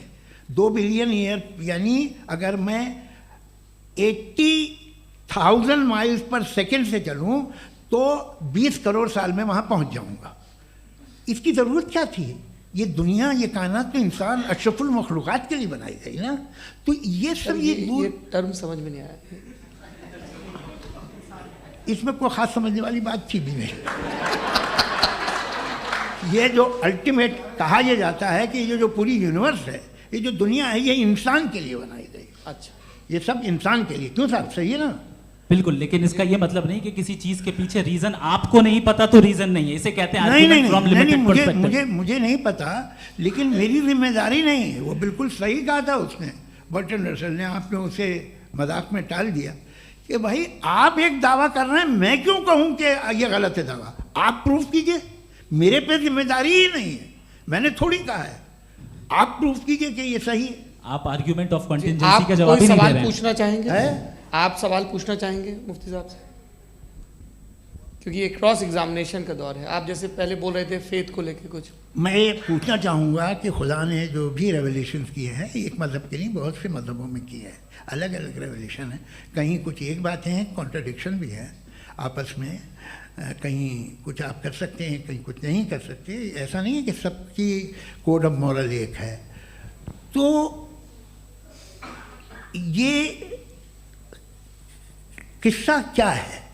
अब आप ये देखिए कि मुझे कभी कभी लगता है कि ये जो फुटबॉल फाइनल होता है, लाखों लोग होते हैं, फिर वो टीवी कवर करती, करोड़ों लोग, अगर उसमें खुदा की एक बूमिंग आवाज़ आ जाती, मैं गॉड हूँ, तो सारे लोग अभी सुन लेते और टीवी पे भी सुन लेते, किस्सा ख़त्म होता। ये इतनी राजदारी क्या है कि तुम सामने कुछ तो सबूत दे दो हमें सॉलिड। ये कह साहब ये यूनिवर्स कैसे बनी, इससे मसला क्या हल होगा? मैं पूछूंगा आपसे खुदा कैसे बना? क्यों नहीं पूछूंगा कैसे बना? बल्कि वो तो कायनात से कहीं ज़्यादा इंटेलिजेंट है, कायनात से कहीं ज़्यादा कॉम्प्लेक्स। जी वो हमेशा से है, आप कहेंगे मैं मान लूँगा। अच्छा, दोयम वो कादिर मुतलक, यानी कादिर मुतलक का मतलब ओमनीपोटेंट, वो जो चाहे कर सकता है। आपको नौकरी दिलवा सकता है, आपकी अच्छी जगह शादी करवा सकता है, आपके पड़ोसी का मुकदमा हरवा सकता है, आपको जिता सकता है, सब काम करता है। थोड़ा सा माइक क्लोज जी। वो इस दुनिया को चला कैसे रहा है? ये दुनिया कैसे चल रही है? आपको इस पर हैरत नहीं होती? या क़यामत के बाद कभी एक जस्टिस होगा, जब ये बच्चा मर चुका होगा जिसकी धज्जियाँ उड़ गई बम से, इसको इंसाफ मिलेगा तब? अच्छा, अब जवाब दूं? हाँ जी, मैं इसीलिए आप की तरफ। सबसे पहले आपने रेवलेशन और स्क्रिप्चर्स की बात की, इस पे मैं बात कर सकता हूं, लेकिन आज नहीं करूंगा चूंकि वक्त कम है, कभी और इस पे डिस्कस करेंगे। मैं तैयार हूं उस पे भी बात करने के लिए। ये अभी से राउंड 2 की भूमिका तय हो रही है। Does God exist round 2? चूंकि आज गॉड के एग्जिस्टेंस पे बात है तो मैं उसी के रिलेटेड जो है आपके सवालात को एंटरटेन भी करूंगा और मैं भी पूछूंगा। आपने कहा कि आपने साबित ही नहीं किया, जबकि आर्ग्यूमेंट ऑफ कॉन्टिंजेंसी बुनियादी आर्ग्यूमेंट है। आप मुझे कॉन्टिंजेंसी का मतलब बताइए, आपका मतलब क्या? कॉन्टिंजेंसी कॉन्टिंजेंसी का मतलब यह हुआ कि हर वो वजूद जो किसी भी चीज़ का पाबंद है, हर वो वजूद या हर वो चीज़ जो अपने एग्जिस्टेंस में किसी भी चीज़ के पाबंद है और उससे बाउंड है, उसको उसकी ज़रूरत है, उस पर डिपेंड करती है, तो जाहिर सी बात है कि उसका कोई ना कोई कॉज होता है। ये तो अक्ल की बात है, ये आप रीजनिंग की बात करते हैं, मैं वही कर रहा हूँ। दूसरी चीज़ आपने ये बात कही कि इतने बिलियन लाइट ईयर्स दूर है, उसका मेरा क्या लेना देना। फिर मेरे ख्याल से आपको ये नहीं कहना चाहिए I think therefore I am an atheist. आपको सोचना चाहिए, सिर्फ आप एक लिमिटेड दायरे में रहकर नहीं सोचें बल्कि बाहर निकल कर सोचें। आपने तीसरा सवाल किया, आपने 2-3 सवाल एक साथ। ऐसी बातें ना कीजिए, कुछ लोगों को इतराज़ हो जाएगा आप पे कि आप कुछ भी सोचिए, ये इजाज़त आपको है नहीं, मुझे है।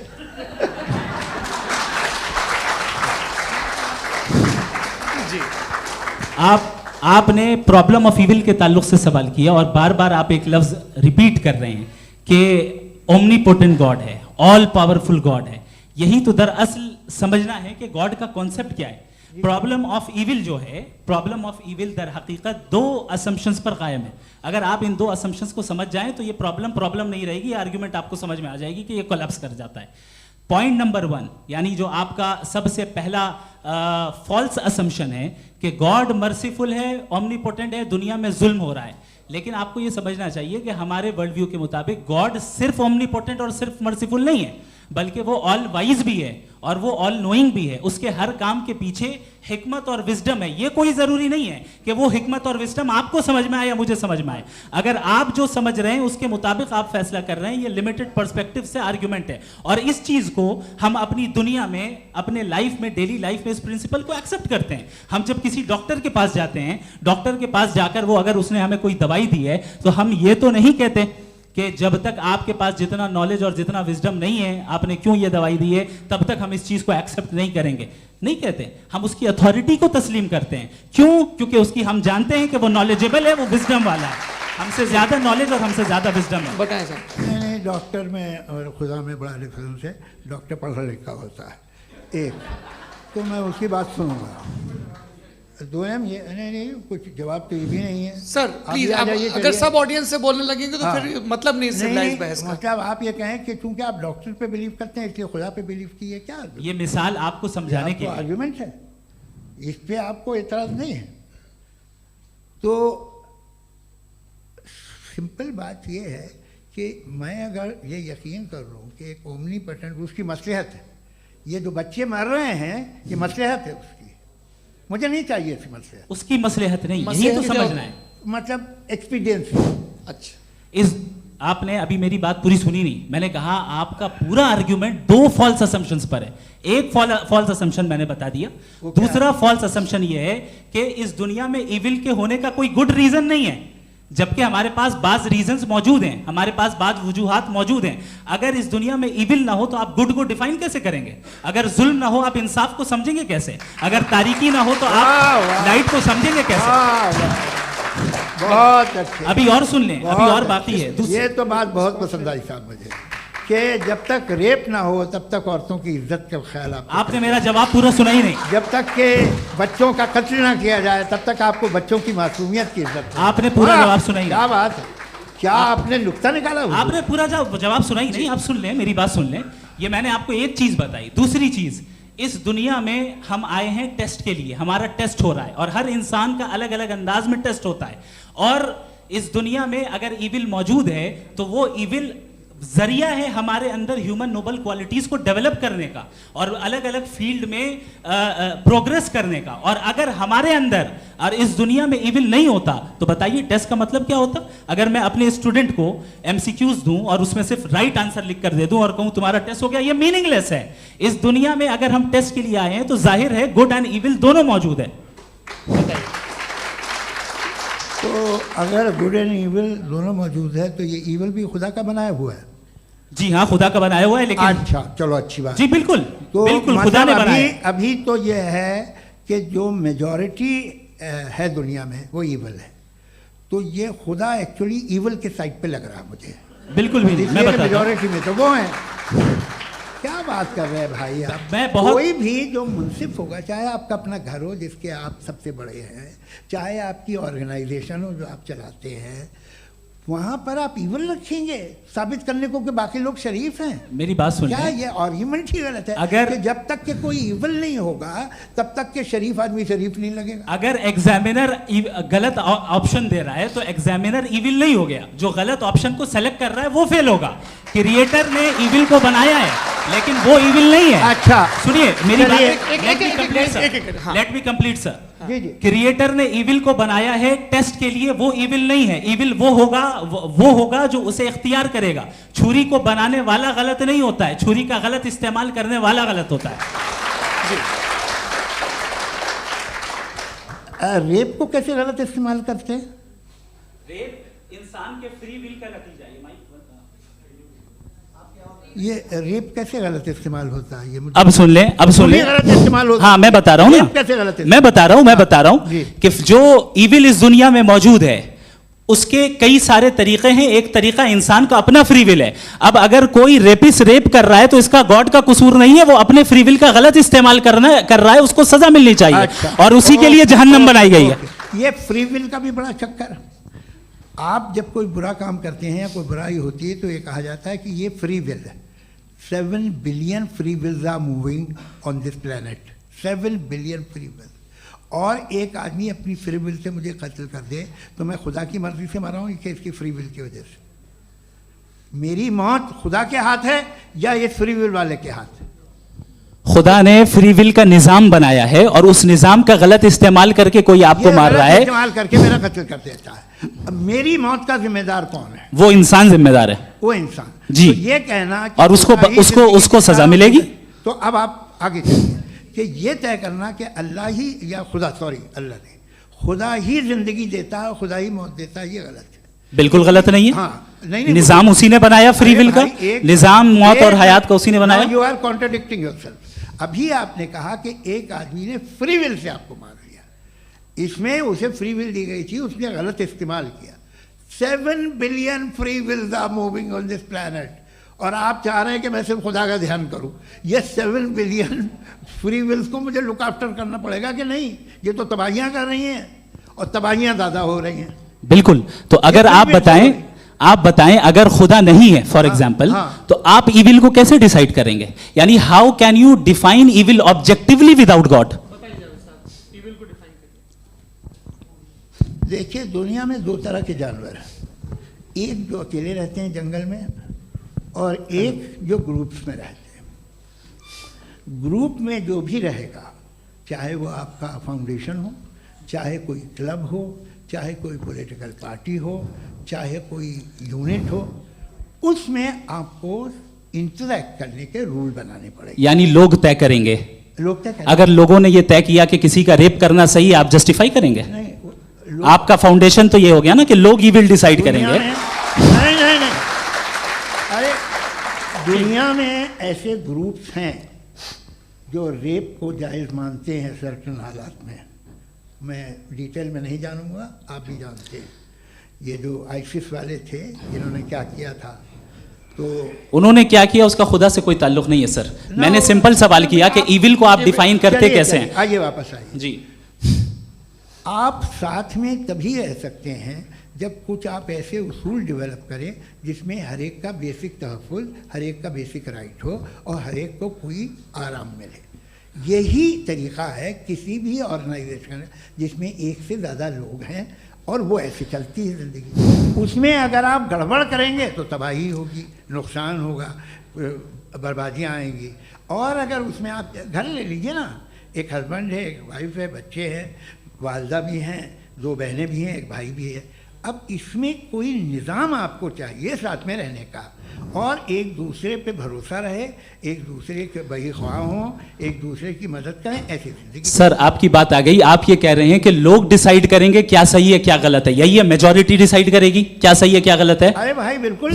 मेजॉरिटी अगर ये कहे कि नाजी जर्मनी के साथ जिस तरह मेजॉरिटी थी कि जेनोसाइड करना सही है, आप जस्टिफाई करेंगे? उस वक्त आपका ये सवाल सिर्फ उसके बाद क्लोजिंग। हाँ, उस वक्त प्लेनेट पे जो लोग थे, उनमें कितने लोग हिटलर को सही समझते? अच्छा, प्लेनेट की मेजॉरिटी तय करेगी, सोसाइटी की नहीं। प्लेनेट की मेजॉरिटी गॉड के एग्जिस्टेंस को सही मानती है, आप क्यों नहीं मानते? ये हेलो ये क्रॉस क्वेश्चन का राउंड यहाँ पर समाप्त होता है। और ये बड़ा अच्छा है कि इस तरह से फ्रेगमेंट कर दिया गया है ताकि जो मरकरी ऊपर जा रहा है नीचे जवाब दे दूं। जी। प्लेनेट की ज़्यादातर मेजॉरिटी कुछ दूसरे मजहबों के खुदा को मानती है। आप उन्हें क्यों नहीं? आप तो मेजॉरिटी की बात कर रहे अच्छा, हैं। ये क्लोजिंग आप ये कह रहे हैं इविल और गुड को डिसाइड मेजॉरिटी करेगी। मेजॉरिटी जो कर दे वो सही हो जाएगा। क्लोजिंग इसको जैसा आप ही लोगों ने तय किया है उसी फॉर्मेट को फॉलो कर लेते हैं। हाँ भाई, मैंने तो भले लोगों पे एतबार किया और तब मॉडरेशन तय किया। जी, आपके पास 5 मिनट का वक्त है, क्लोजिंग आर्ग्यूमेंट है, उसके बाद हम ऑडियंस से क्वेश्चन आंसर लेंगे जावेद साहब की क्लोजिंग आर्ग्यूमेंट के बाद। ओके, बहुत शुक्रिया जी। हमारा जो टॉपिक है डज गॉड एग्जिस्ट, मैं इस पे इतने एकेडमिक तैयारी करके आया था मुझे था कि मैंने सोचा था कि कई सारे मैं आर्ग्यूमेंट्स दूंगा, लेकिन वक्त की भी किल्लत और जावेद साहब बार बार इधर उधर चले जा रहे थे तो उसको भी थोड़ा एंटरटेन करना पड़ गया। डज गॉड एग्जिस्ट पे मैं एक ही आर्ग्यूमेंट दे पाया। आर्ग्यूमेंट्स बहुत हैं और डेफिनेटिव आर्ग्यूमेंट्स हैं, और मेरे आर्ग्यूमेंट को किसी एक राउंड में भी इन्होंने एंटरटेन नहीं किया और रेफ्यूट नहीं किया, एक राउंड में भी नहीं, एक राउंड में भी नहीं। कौन सा? और ना ही अभी अभी आपका क्लोजिंग आर्गुमेंट आएगा नहीं, वो उसमें। बता देना। Argument of contingency sir. अरे मैं आपसे कई बार कह चुका हूँ कंटीजेंसी का मतलब अब मैं कैसे सर, समझाऊं please, आपको? please, आपस में, हाँ, आप और please, कितने please, आसानी से समझाऊं मैं, मुझे तो नहीं समझ में आ रहा है। बस आप अपनी- sir, argument sir, of contingency Urdu में बोल सकते हैं। हाँ, आप अपनी बात पूरी कर लें जी। आखिरी 4 मिनट। दूसरी चीज, just a minute please ma'am, can I talk? दूसरी चीज ये है कि आपने एक तो इसका जवाब नहीं दिया, दूसरा आपने गॉड के ना होने पर कोई डेफिनेटिव आर्ग्यूमेंट नहीं दिया, सिर्फ मजहब पे बात कर रहे हैं आप। मजहब तो आज हमारा टॉपिक ही नहीं था। आज तो हमारा टॉपिक हो, आप मजहब से ले लेकर आईएस तक चले गए। भाई हमारा क्या ताल्लुक है उससे? We condemn them. और उसका गॉड से क्या ताल्लुक है? अगर कोई गलत काम कर रहा है, किसी ने किसी को कत्ल किया, किसी ने किसी का रेप किया, उसको सजा मिलनी चाहिए। और आपके पास कोई भी rational strong foundation of morality नहीं है। आपने कहा कि मेजॉरिटी तय करेगी सोसाइटी की, वो सही होगा। मैंने कहा हिटलर को फिर आप सही कहेंगे, नहीं नहीं नहीं नहीं, प्लैनेट की सोसाइटी की मेजॉरिटी तय करेगी। तो प्लैनेट की मेजॉरिटी गॉड के एग्जिस्टेंस को मानती है, आप कह रहे हैं ये रिलीजियस है। तो यानी आपके पास कोई स्ट्रॉन्ग फाउंडेशन नहीं है ऑब्जेक्टिव मोरालिटी का। ऑब्जेक्टिव मोरालिटी का अगर कोई फाउंडेशन है तो वो सिर्फ गॉड है, गॉड है, गॉड है। थैंक यू जी, ये मुफ्ती शमाइल नदवी साहब का क्लोजिंग आर्ग्यूमेंट था। अब हमारे पास जी जी ये बड़ा अच्छा है कि दोनों लोगों को मॉडरेटर से शिकायत भी और बोल रहे भाई हमारी शाबाशी भी तो करते चलो। अब मेरी बात जी, आपके पास जावेद अख्तर साहब 5 मिनट का वक्त है, ये आपका क्लोजिंग आर्ग्यूमेंट है, टाइम रीसेट कर दें जी। देखिए, बहुत सारी बातें हैं। गॉड का डेफिनेशन दुनिया के किसी भी रिलीजन में है कि वो ओमनीपोटेंट है, ओमनीप्रेजेंट है, he is just, he is kind, he loves you and so on. मैं जब दुनिया देखता हूँ तो मुझे कोई ऐसा सुप्रीम पावर यहाँ दिखाई नहीं देती है जो इंसान की बहबूदी के लिए कुछ कर रही हो, कमज़ोर को बचा रही हो, मदद कर रही हो, जालिम को पीछे हटा रही हो। मैं नहीं देखा, तारीख़ में नहीं। एक तो अगर है और ये देख रहा है तमाशा, तो उसका होना न होना बराबर है। दोयम ये कि ये जो है, जब आप ये कहते हैं कि कायनात जिसकी कंटीजेंसी है, मैं देखिए वो लफ्ज़ इस्तेमाल किया मैं, तो ये कैसे हो सकती है भाई? और फ़ौरन आप सरेंडर कर देते हैं कि जाहिर है कि इसका बनाने वाला तो इससे 10,000 गुना था कॉम्प्लिकेटेड होगा। उस पर आपके होने पे कोई इतराज़ नहीं है। उसे वो टाइमलेस है, वो पहले से था, टाइम तो बहुत बाद में आया। ये सब आप मानने को तैयार है जिसका आपके पास कोई सबूत नहीं, आपके पास कोई रीज़न नहीं है। आपकी तारीख क्या है मज़हब होगी? बिलीफ की, जो खुदाओं का बिलीफ है, ये कॉन्स्टेंटली गलत साबित होता रहा है। मतलब आप कहें कि अरिस्टोटल के ज़माने में तो सब जाहिल थे, वो भी इतने ही यकीन से खुदा पे यकीन रखते थे, जो अब नहीं रहा। ये भी नहीं रहेगा, आप लिख लीजिए। और इसके आसार आपको दुनिया में दिखाई देना शुरू हो चुके हैं। ये बहस क्या आज से 100 साल पहले इस तरह हो सकती थी? यहाँ तक तो आपको हम ले आए हैं। तो सर अरे इनको मदद की ज़रूरत नहीं भाई, ये सेल्फ सफिशिएंट आदमी है, आप क्यों इनकी मदद कर रहे हैं? Sir please. तो ये जो है तमाम बातें अपनी जगह हैं। ये एक पैकेज है। आप अकेले, कोई आदमी ऐसा नहीं जो सिर्फ गॉड को मानता हो, उसके साथ बहुत पैराफर्नेलिया आता है, अलग अलग पैराफर्नेलिया आते हैं। They are only, they have always created chaos in the society. मैं तो आपको सीधा ऑफर देता हूँ कि दुनिया में 10 इम्पॉर्टेंट बिलीव्स है। आप एक मानते हैं, 9 नहीं मानते, 9 में आप एथियस्ट हैं, 9 को आप बिल्कुल रीजनेबली मेरी तरह देखते हैं। तो 90 मजहबी आदमी भी 90% एथियस्ट है, वो दूसरे खुदा नहीं मानता, एक खुदा मानता है अपना वाला, बाकियों को कहता है गलत है। अगर आप मानना ही बंद कर दें तो आपका 10% चांस है कि आप सही हैं और 90% चांस है कि आप गलत हैं। मेरा मशवरा है, आप मानना छोड़ दिए तो 50% चांस होगा कि आप सही हैं और 50% चांस होगा, 40% आप गेन करेंगे बाय बिकमिंग एन एथियस्ट।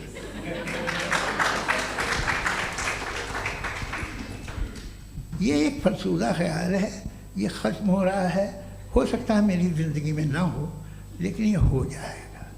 जो बातें ये इनको आप मेटाफिज़िकल ये वो ऐसे रिस्पेक्टेबल टर्म दे दिए, ये तो उन लोग के हैं जिन्हें ना फिज़िक्स मालूम थी ना मेटा मालूम था, ये उन्होंने आपको दिए हैं। जी बहुत शुक्रिया आप दोनों लोगों का। और अब इस बातचीत का आखिरी राउंड शुरू होगा, डज गॉड एग्जिस्ट की ये बहस मुफ्ती शमाइल नदवी और जावेद अख्तर साहब के बीच। आप लोग अपने अपने हाथ ऊपर करेंगे, मैं यहाँ से तय करूँगा। और माइक हमारे पास है क्या? एक ही माइक है ऑडियंस के लिए? 2 माइक है, एक इस तरफ एक इस तरफ, ठीक है। तो जी सबसे पहले हमारी सहयोगी हैं मारिया शकील जी, पूछिए सवाल। थोड़ा सा रुकेंगे ताकि कैमरे का फ्रेम आप पर आ जाए, आपकी तो प्रैक्टिस है टीवी की। जी नदवी साहब, मैं खुदा को मानती हूँ, पहले मैं इसी प्रमाइस से शुरू कर रही हूँ और ये बता रही हूँ आपको, मैं मानती हूँ। लेकिन कुछ सवाल हैं जो जावेद साहब ने उठाया, उसका जवाब आपको देना चाहिए। पहला सवाल ये कि गज़ा में सालों से छोटे बच्चे मर रहे हैं, वो उनको अगर खुदा मर्सीफुल है, हम मानते हैं कि अल्लाह ताला में बहुत ताकत है, तो वो बच्चे क्यों मर रहे हैं? दूसरी बात ये कि अगर कंटिजेंसी की जो आप बात करते हैं, पूरे मुस्लिम ममालिक मिल करके भी उन गज़ा के बच्चों को क्यों नहीं बचा पा रहे हैं? क्योंकि अगर वो चाहते, क्योंकि अल्लाह ताला उन पर हुकूमत करते हैं, सब पर हुकूमत करते हैं, तो वो उनको क्यों नहीं बचा? जी थैंक यू वेरी मच। बहुत अच्छा किया आपने इस चीज़ को जिक्र कर दिया, मैं इसको और अच्छे से एक्सप्लेन करने की कोशिश करता हूँ। देखें, जहाँ तक आपने कहा कि गज़ा के बच्चों को मारा जा रहा है, देखें 2 वर्ल्ड व्यू है, एक एथीस्टिक वर्ल्ड व्यू, एक थीस्टिक वर्ल्ड व्यू है। बच्चे मर रहे हैं दोनों वर्ल्ड व्यू में, लेकिन हमारा वर्ल्ड व्यू कह रहा है कि रिकॉम्पेंस है, ये कह रहे हैं कि उनका मरना बेकार जाने वाला है, कोई उसका रिकॉम्पेंस नहीं है, चूँकि इनके यहाँ आखिरत और अल्लाह का कोई तसव्वुर या गॉड का कोई तसव्वुर नहीं है। आपने ये सवाल किया कि गॉड मर्सीफुल है, क्यों नहीं रोकता? ये मैंने बताया कि ये मिसकंसेप्शन है लोगों के दरमियान कि गॉड को सिर्फ मर्सीफुल और ओमनीपोटेंट समझते हैं। गॉड के सिर्फ यही 2 एट्रीब्यूट्स नहीं हैं, गॉड के कई सारे एट्रीब्यूट्स हैं, उनमें से अल हकीम भी है, उनमें से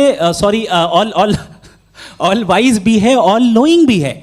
लिहाजा अगर इस दुनिया में किसी को तकलीफ आ रही है और गॉड उसको नहीं रोक रहा है, वो इसलिए नहीं रोक रहा है चूंकि इंसानों को फ्री विल दिया गया है। ठीक इसी तरीके से अगर एक डॉक्टर किसी छोटे बच्चे को इंजेक्शन लगा रहा है, उसे तकलीफ पहुंच रही है, उसके लिमिटेड पर्सपेक्टिव के एतबार से ये गलत हो रहा है और डॉक्टर बुरा है। लेकिन जब आप ब्रॉडर पिक्चर को देखेंगी, आपके और हमारे पास सिर्फ एक पिक्सल है, हमें इतना नजर आ रहा है कि गज़ा में कत्ल हो रहा है, लेकिन इसके पीछे कितना रिकॉम्पेंस उनको मिलने वाला है, पूरा पिक्चर गॉड के पास है। तो एक पिक्सल से आप पूरे पिक्चर को कभी भी जज नहीं कर सकती। आप इसमें कुछ जोड़ना चाहेंगे? आपको कुछ बोलना है इसमें? भैया आपने बहुत अच्छा जस्टिफिकेशन दिया, या आप वो जो वहाँ के प्राइम मिनिस्टर इजराइल के उन्हें भेजिए, वो बहुत खुश होंगे। आप जस्टिफिकेशन दे देना कि अगर गॉड नहीं है तो बच्चे क्यों मर रहे हैं, आप बताएं। वो ये सवाल पूछ रहे हैं कि अगर आप ईश्वर का अस्तित्व नहीं मानते हैं तो उन बच्चों की मौत को आप कैसे इंटरप्रेट करते हैं? भाई ये दुनिया जो है, जो ताकतवर लोग होते हैं वो एक नाइंसाफ़ी करते हैं। तो ये अच्छा काम है आपके नज़दीक, तो नेचर नाइंसाफ़ी पे मबनी है। अरे मेरे भाई, आप नेचर की कहाँ बात कर रहे हैं, तो इंसान की बात। तो फिर जब मैं इंसान की बात कर रहा था, आप नेचर की बात करने लग गए। क्रॉस एग्जामिनेशन नहीं। हाँ, अब आप मुझे बोलने नहीं देंगे तो अलग बात है, आप बोलिए, मैं मुझे कोई जल्दी नहीं। जी नहीं, ये क्रॉस एग्जामिनेशन मुझे बोल तो लेने दीजिए। जी बोलिए। क्या बात ये है कि ह्यूमन सोसाइटी तभी साथ में रह सकती है जब वो मोहब्बत से, एकता से, एक दूसरे के एहतराम करके रहे। इसके अलावा पॉसिबल नहीं है, अकेले तो इंसान रह नहीं सकता। वहाँ पर कुछ लोग हैं जो फाउल करते हैं, वो फाउल हमेशा से तारीख में होता आया है। आज ये हो रहा है, जो हो रहा है बहुत बुरा हो रहा है, बहुत जालिमाना है, बहुत जाबराना है। उसको आप कहें कि ये बच्चों को कॉम्पनसेशन मिल जाएगा या इसकी इंजेक्शन है, इंजेक्शन तो हेल्थ के लिए दिया जाता है। आप ये कह रहे हैं कि ये बच्चों की जो धज्जियाँ उड़ रही हैं ये इंजेक्शन है, ये टेस्ट है, ये टेस्ट है, और उस टेस्ट में उनको ऐसा रिकॉम्पेंस मिलेगा जो आपके तसव्वुर के बाहर है। ये आप 3 बरस के बच्चे को बारूद से उड़ा के टेस्ट ले रहे हैं। वाह, वो नहीं ले रहा है, खुदा नहीं उड़ा रहा है, इजराइल उड़ा रहा है। जी, ये तो उसको कंडेम करें। अगला सवाल लेते हैं प्रोफेसर पुरुषोत्तम अग्रवाल। मुफ्ती साहब, एक निवेदन आपसे है कि कम से कम थोड़ा सा माइक क्लोज एक रिलीजियस और फिलोसफिकल कर मैम प्लीज। एक रिलीजियस और फिलोसफिकल ट्रेडिशन है जो ब्रह्मांड को यानी यूनिवर्स को ही अंतिम मानती है। सर्वम खलु इदम ब्रह्मम, this is Chandogya Upanishad and it completely rules out the existence और नेसेसिटी, आपके शब्दों में necessity of a creator. The creation itself is the creator. तो एक मिनट प्लीज।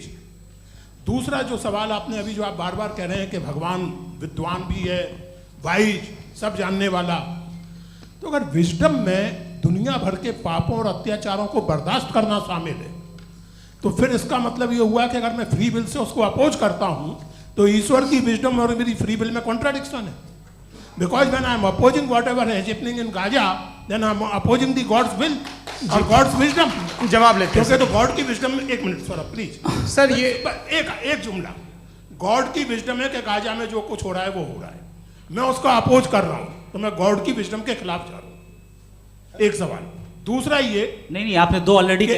सर आप और सवाल कर लें, लेकिन मुझे दो जवाब दे सर, दें। पहले आपने ये कहा, सुनिए मेरी बात सुनिए। भाई इजराइल के गॉड के मुताबिक तुम्हारा ठीक हो रहा है ना? नहीं हो रहा है, ठीक नहीं हो रहा है। मैं बता रहा हूँ क्या हो रहा है, आप तशरीफ रखिए, मैं बता रहा हूँ क्या हो रहा है। Let me complete please. एक सेकंड गाइस, एक सेकंड। ये देखिए, ऐसा है कि ये सब बड़ा आपस में विचार विमर्श के बाद ये तय हुआ था कि कुछ नियम बना लिए जाएं ताकि एक टाइम बाउंड बातचीत चले। और भाई साहब, आप बड़ा ज़रूरी काम कर रहे हैं, लेकिन कैमरे के फ्रेम में आके उस काम को गड़बड़ कर दे रहे हैं। ठीक है गुरु, अब मेरे को कहीं का गुस्सा कहीं निकालना था, सॉरी। नहीं, कोई गुस्सा नहीं है जी। तो प्रोफेसर ने सवाल पूछे, आप उनके जवाब दें, और थोड़ा ये सब लोग थोड़ा ख्याल रखें भाई, सवाल संक्षिप्त रखें जी। आपने दो सवाल किया। सबसे पहला ये कहा कि हमारे पास ये कॉन्सेप्ट है कि ये यूनिवर्स खुद नेसेसरी बीइंग है, creation itself is the creator. How irrational is this कि मैं एग्जिस्ट करूंगा बाद में, लेकिन अभी एग्जिस्ट कर भी रहा हूं, यानी एक ही टाइम में एग्जिस्ट भी कर रहे हैं, नहीं भी कर रहे हैं। This is not true. दूसरी चीज, आपने कहा कि अगर इजराइल में, सॉरी माफ कीजिएगा, Israel doesn't exist, occupied Palestine में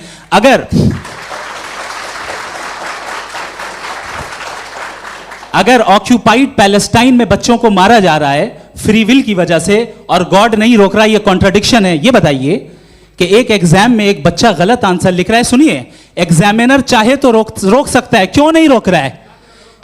ये कॉन्ट्रडिक्शन है, ये कॉन्ट्रडिक्शन नहीं है। माइक नहीं सर, ये आपस में जी, ये क्या आपका सवाल? माइक दीजिए। फ्री विल दिया गया है टेस्ट के लिए, अकाउंटेबिलिटी के लिए। अगर फ्री विल नहीं होता तो आप कहते हमें रोबोट बना दिया गया। नॉट मिसरिप्रेजेंट माय पोजीशन, आपकी जो भी पोजीशन, मैं अपनी फ्री विल के नाते, अपने ह्यूमन विजडम के नाते गाजा में हो रही अत्याचार का विरोध करता हूं। बिल्कुल करना चाहिए। आपके हिसाब से मैं गॉड की विजडम का विरोध कर रहा हूं? बिल्कुल नहीं, जो हो रहा है गॉड की, बिल्कुल भी नहीं, बिल्कुल भी नहीं। उसका वहां पर गाजा में कत्ल होना ये इंसानों के गलत इस्तेमाल का नतीजा है, फ्री विल के इस्तेमाल का नतीजा है। गॉड इसका हुक्म नहीं देता, उससे रोकता है। यही तो मसला है ना, आपके लिए कॉन्सेप्ट क्लियर? नहीं भाई, आपने तो बताया था इंजेक्शन लगाने से बच्चे को तकलीफ होती है, ये इंजेक्शन लगा। सर आप ऐसे रेटोरिक स्टेटमेंट दे तब तो कोई मसला नहीं समझते रहेंगे। This is a rhetoric statement, this is not a logical argument sir. I am sorry, I am sorry. आखिरी 30 मिनट बड़े मुश्किल होने वाले हैं जी। मुफ्ती साहब आगे बैठे हैं, इनको माइक दीजिए। हाँ तरुण, माइक आप अपने पास रखिए, आपको कैमरे का फ्रेम पता है जी। सबसे पहले दोनों को मुबारकबाद। एक सर अपना आप नाम बता दें। आप अमेरिका में शिकागो में रहते हैं, इतना मुझे याद है। बताया आपको, यासिर नदीम अलवाजदी मेरा नाम है। जावेद सर, आपसे एक क्वेश्चन है इन्फिनिट रिग्रेस के ताल्लुक से। एक हाइपोथेटिकल सिनेरियो है, मसलन अगर आप सर माइक थोड़ा सा प्लीज क्लोज रखिए जी। अगर आप शायर इसलिए हैं कि आपके कोई उस्ताद शायर थे, और वो इसलिए शायर थे कि उनके कोई उस्ताद शायर थे, और इसी तरीके से हम माजी में पीछे चलते चलते चले जाएं और कहीं ना रुकें, तो माफ कीजिएगा आप कभी शायर नहीं हो सकते। लेकिन आप शायर हैं, आपका शायर एग्जिस्ट करता है, इसका मतलब ये है कि आप कहीं ना कहीं रुके हैं। तो मेरा सवाल ये है कि क्या आप इन्फिनिट रिग्रेस ऑफ कॉजेस को लॉजिकल फैलेसी मानते हैं या नहीं मानते? हाँ या ना? मैं इन्हें लॉजिकल फैलेसी नहीं मानता हूँ, लेकिन मेरा प्रॉब्लम यह है कि जब मैं नहीं मानता हूँ तो I will continue with this logic जो फैलेसी नहीं हो। आप एक जगह रुक जाते हैं जाके, आप कहते हैं ये गेंद कैसे बनी, ये जजीरा कैसे बना, ये समंदर कैसे बना, ये ज़मीन कैसे बनी, और अचानक गॉड पे जाके आपको ब्रेक लग जाता है। एक बार आप सवाल नहीं करते कि भाई इनको बनाने वाला तो इनसे भी कॉम्प्लिकेटेड होगा, वो कैसे बना, उसके बारे में आपने इत्मीनान कर लिया, वो हमेशा से है। तो अगर आप उसे हमेशा से मानते हैं तो फिर ये मान लीजिए कि कायनात हमेशा से है, क्या तकलीफ है? फिर हम वजूद में नहीं आते जी हैं? हम मौजूद नहीं। अच्छा सर क्यों नहीं हो मैं सकता? बताऊंगा, प्लीज प्लीज। जैसे मैंने मिसाल दी आपके शेर, आपका शेर कभी वजूद में ना आता अगर शायर इसी तरह चलते रहते हमेशा। जी माइक मेरे ख्याल से एक सेकंड, इन्फिनिट रिग्रेस का कॉन्सेप्ट क्लियर नहीं हो जी। पाया, ऐसे रहने दें, लेट्स मूव ऑन सर। ठीक है। हाँ, थोड़ा सा मॉडरेटर का भी ख्याल रखें। नहीं आपने तो रखा है, आपने रखा है। यहाँ पे गौहर रजा साहब हैं, वो भी एक सवाल पूछना चाहते हैं। माइक यार नीचे से ऑन कर दिए, नीचे। पहले तो ये कह दूं कि मैं उन बच्चों से शर्मिंदा हूं जिनको गज़ा में कत्ल किया गया, क्योंकि हमारे होते हुए कत्ल किया गया। लेकिन उससे ज़्यादा शर्मिंदगी इस बात से हुई कि मुझे लगा कि मुफ्ती साहब उसको जस्टिफाई कर रहे हैं। बिल्कुल भी नहीं, आप बहुत ही गलत मुझे बात लगा कह मैं गलत हो सकता हूं। बिल्कुल गलत मैं है। सवाल पूछ रहा हूं। सवाल मैं देखिए, सवाल अगर पूछ रहा हूं। एक मैं सेकंड, जावेद भाई गौर से साहब, एक डिसएग्री सेकंड, करता गौर हूं। साहब, एक सेकंड देखिए, अगर देखिए ऐसा, एक सेकंड आप सर वेट, अरे आप कुछ मेरे पहले मुझे अपनी बात कह लेने दीजिए। अगर ऑडियंस तय करेगी तो फिर मॉडरेटर का मतलब नहीं। मेरा आप सबसे ये कहना है, ये बहस दो लोगों के बीच में है, एक तरफ मुफ्ती साहब, एक तरफ जावेद साहब। पिछले 1.5 घंटे से ये लोग अपने अपने तर्क रख रहे हैं। आपकी इनसे इत्तेफाकी हो सकती है, ना इत्तेफाकी हो सकती है। मेरे उस्ताद मुझे सिखा गए हैं कि मुखामुखम में असहमति की गुंजाइश बची रहनी चाहिए। अगर मैं आपकी बहुत इज्जत करता हूँ गौहर साहब, आपने जो कमाल की किताबें लिखी, साइंटिफिक टेम्परामेंट, लेकिन मेरी ये गुजारिश है आप सब से कि यदि आप इन लोगों ने जो बोला उन पर टिप्पणियां करेंगे तो ना वक्त की पाबंदी रहेगी, ना वो अनुशासन। आप सवाल पूछ लें, उस सवाल में जो बात आ जाए वो आ जाए। मैं जावेद साहब से डिसएग्री करता हूं, इसलिए जावेद साहब से सवाल पूछ रहा हूं। आपका सवाल जावेद अख्तर साहब से। और सवाल ये है मेरा कि जावेद साहब ने कई बार लॉजिक का इस्तेमाल किया कि साइंस में लॉजिक है और रिलीजन में लॉजिक नहीं है। मेरा ख्याल ये है कि रिलीजन में भी लॉजिक है, लेकिन उस लॉजिक की बेसिस ये है कि आप रुक जाते हैं, जिसका जिक्र जावेद साहब ने बार बार किया, यानी खुदा के तसव्वुर पे आते हुए, गॉड के तसव्वुर पे आते हुए रुक जाते हैं। और इसमें सवाल पूछना मतलब फॉरबिडन होता है। सवाल ये है कि क्या जावेद साहब इससे एग्री करते हैं कि साइंस की लॉजिक अलग है और रिलीजन की लॉजिक अलग है? बताइए सर। देखिए, 3 चीज़ें हैं, साइंस है, एक है मंतिक है, इस्तिदलाल है, और एक जो है कुछ भी नहीं है, फेथ है, अकीदा है। मैं अकीदे की लॉजिक का कायल नहीं हूँ। मुझे आप इस्तिदलाल से, लॉजिक से, रीज़न से समझाइए, मैं मानने को तैयार हूँ, मेरा क्या नुकसान होगा। लेकिन ये कि अकीदे पे मैं नहीं जा सकता हूँ। अकीदे का मतलब है कि तुम ये मान लो, सवाल ना करो, ये नहीं। आप सारी बातें करके, बड़ी साइंटिफिक बातें करके एक जगह जाके खुदा के वजूद पे रुक जाते हैं, सरेंडर कर देते हैं। मैं सरेंडर करने को तैयार नहीं। दैट्स ऑल जी। ये आगे सर बैठे हुए हैं, इनको माइक दीजिए। भाई। वो आप पूछना चाह रहे थे ना भाई? हाँ, नहीं मैं थैंक यू जी। आपका नाम? आसिम इफ्तिखार। आसिम जी, पूछिए। सर, जावेद सर से सवाल है कि आपने अपने क्लोजिंग माइक थोड़ा करीब रखिए। अपने क्लोजिंग स्टेटमेंट में बात कही थी कि मज़हब का जो फ्यूचर है वो ज़्यादा दिन नहीं जाने वाला है। लेकिन मैं देख पा रहा हूँ कि जो ऑक्सफोर्ड यूनिवर्सिटी की एक स्टडी है 2011 में हुई है, जिसके 50 एकेडमिशियंस ने इसको अंजाम दिया था, उसमें वो ये कहते हैं कि जो फेथ इन गॉड है वो इनबिल्ट है ह्यूमन नेचर के अंदर, जिसको हम कहते हैं फितरत के अंदर शामिल है वो। और वो ये कहते हैं कि अगर कोई ये समझता है कि मज़हब को वो ख़त्म कर देगा तो ये उसकी गलत फहमी है। तो आप इसके बारे में, इस स्टडीज़ के बारे में क्या कहते हैं? ठीक है। मैं उनसे एग्री नहीं करता हूँ। वो कौन से प्रोफेसर होंगे? ऐसा उनके क्या पास डेटा है, इन्होंने डेटा के बेस होगा। डेटा क्या हो सकता है? फ्यूचर का डेटा तो नहीं हो सकता ना उनके पास। प्रेजेंट का डेटा हो सकता है। डेटा आपने सुना 100 साल पहले का बाद का डेटा? मैंने तो नहीं सुना आज तक। तो आज उनकी ये राय है और होगी राय। ठीक है, दुनिया में तरह तरह की राय है लोग, लेकिन मैं समझता हूँ कि वक्त के साथ इंसान ज़्यादा से ज़्यादा रीज़नेबल और लॉजिकल होता जा रहा है। आज आप देखिए वेस्टर्न यूरोप में क्या परसेंटेज है नॉन बिलीवर्स की, बहुत हाई, वहाँ चर्च खाली पड़े होते हैं। तो अल्टीमेटली तो इंसान कोई ऐसी बात बहुत अरसे तक नहीं मान सकेगा, चाहे गलत या सही, जो उसे उसके दिमाग को, उसके जहन को, उसके लॉजिक को अपील न करे। वो कह रहे हैं तो ऑक्सफोर्ड के होंगे तो कैम्ब्रिज के होंगे तो मुझे क्या लेना देना, उनका डेटा मुस्तकबिल का नहीं हो सकता है। जी दीपक, हाँ पूछिए। मैं आऊँगा अभी, पीछे की साइड भी आऊँगा, माइक वहीं भेजूंगा 2-3 साल के लिए। जी जावेद साहब, आपसे सवाल है। नमस्ते। अरे भाई सर, अगर आप ही लोग तय करना है तो फिर 200 लोग तय कर लें। ये सब नहीं sir, please don't do this sir. Everybody has a right sir, but we can only take selected questions. No sir, ये यंग लोग भी हैं तो इनकी ये अब उतने यंग, भाई आप यंग हैं कि नहीं हैं? वो कह रहे हैं वो भी यंग हैं साहब, आप उनकी नौजवानी पर दावा उनको ही करने थे। हाँ मुफ्ती साहब आप यंग, हाँ पूछे। अरे भैया सर मेरा सवाल ये है, कुछ इनसे भी तो पूछो। जी नहीं, बस आपसे एक सवाल है। जैसे थीस्टों के पास अपने जो ईश्वर को मानते हैं उनके पास अपने सोशल गेट टुगेदर्स हैं, 5 रोज़ क्रिसमस आने वाला है, होली है, दिवाली है, ईद है। एथिस्ट क्या ऑफर कर रहे हैं? मतलब मैं इनकी दुकान से बोलूं मैं आना चाहता हूं उस तरफ, पर मैं अट्रैक्ट नहीं हो पा रहा हूं। मैं सोशल गेट टुगेदर्स क्या है आपके पास? वो ये कह रहे हैं कि जो धार्मिक लोग हैं, अलग अलग धर्म के लोग, उनके उत्सव त्योहार कॉन्ग्रीगेशन बहुत हैं। अब आपको मैं एक सुनाता हूँ, यहाँ हिस्टोरियन भी बैठे हैं। मृदुला जी आप बताइएगा सही है कि नहीं। ये एक कॉन्स्टेंटाइन, एक ग्रीक रोमन बादशाह था जो क्रिश्चियनिटी आने के 400 साल बाद उसने डिसाइड किया कि मैं क्रिश्चियन हो जाऊंगा, मेरी पूरी स्टेट कैंसिल हो जाएगी। उस ज़माने में ऐसे ही होता था, राजा जो धर्म इख्तियार करता था वो जनता भी कर लेती थी, इसलिए कि वो हो गया था बैंकक्रप्ट, और उसे जो मेडिटेरियन कोस्ट के रिच क्रिश्चियन वो थे मर्चेंट, उससे पैसा चाहिए था। तो उसने कहा यार क्रिश्चियन हो जाओ। तो उसने अपने वजीर से कहा कि भाई ये हिस्ट्री है कि अब हम लोग क्रिश्चियन हो जाते हैं।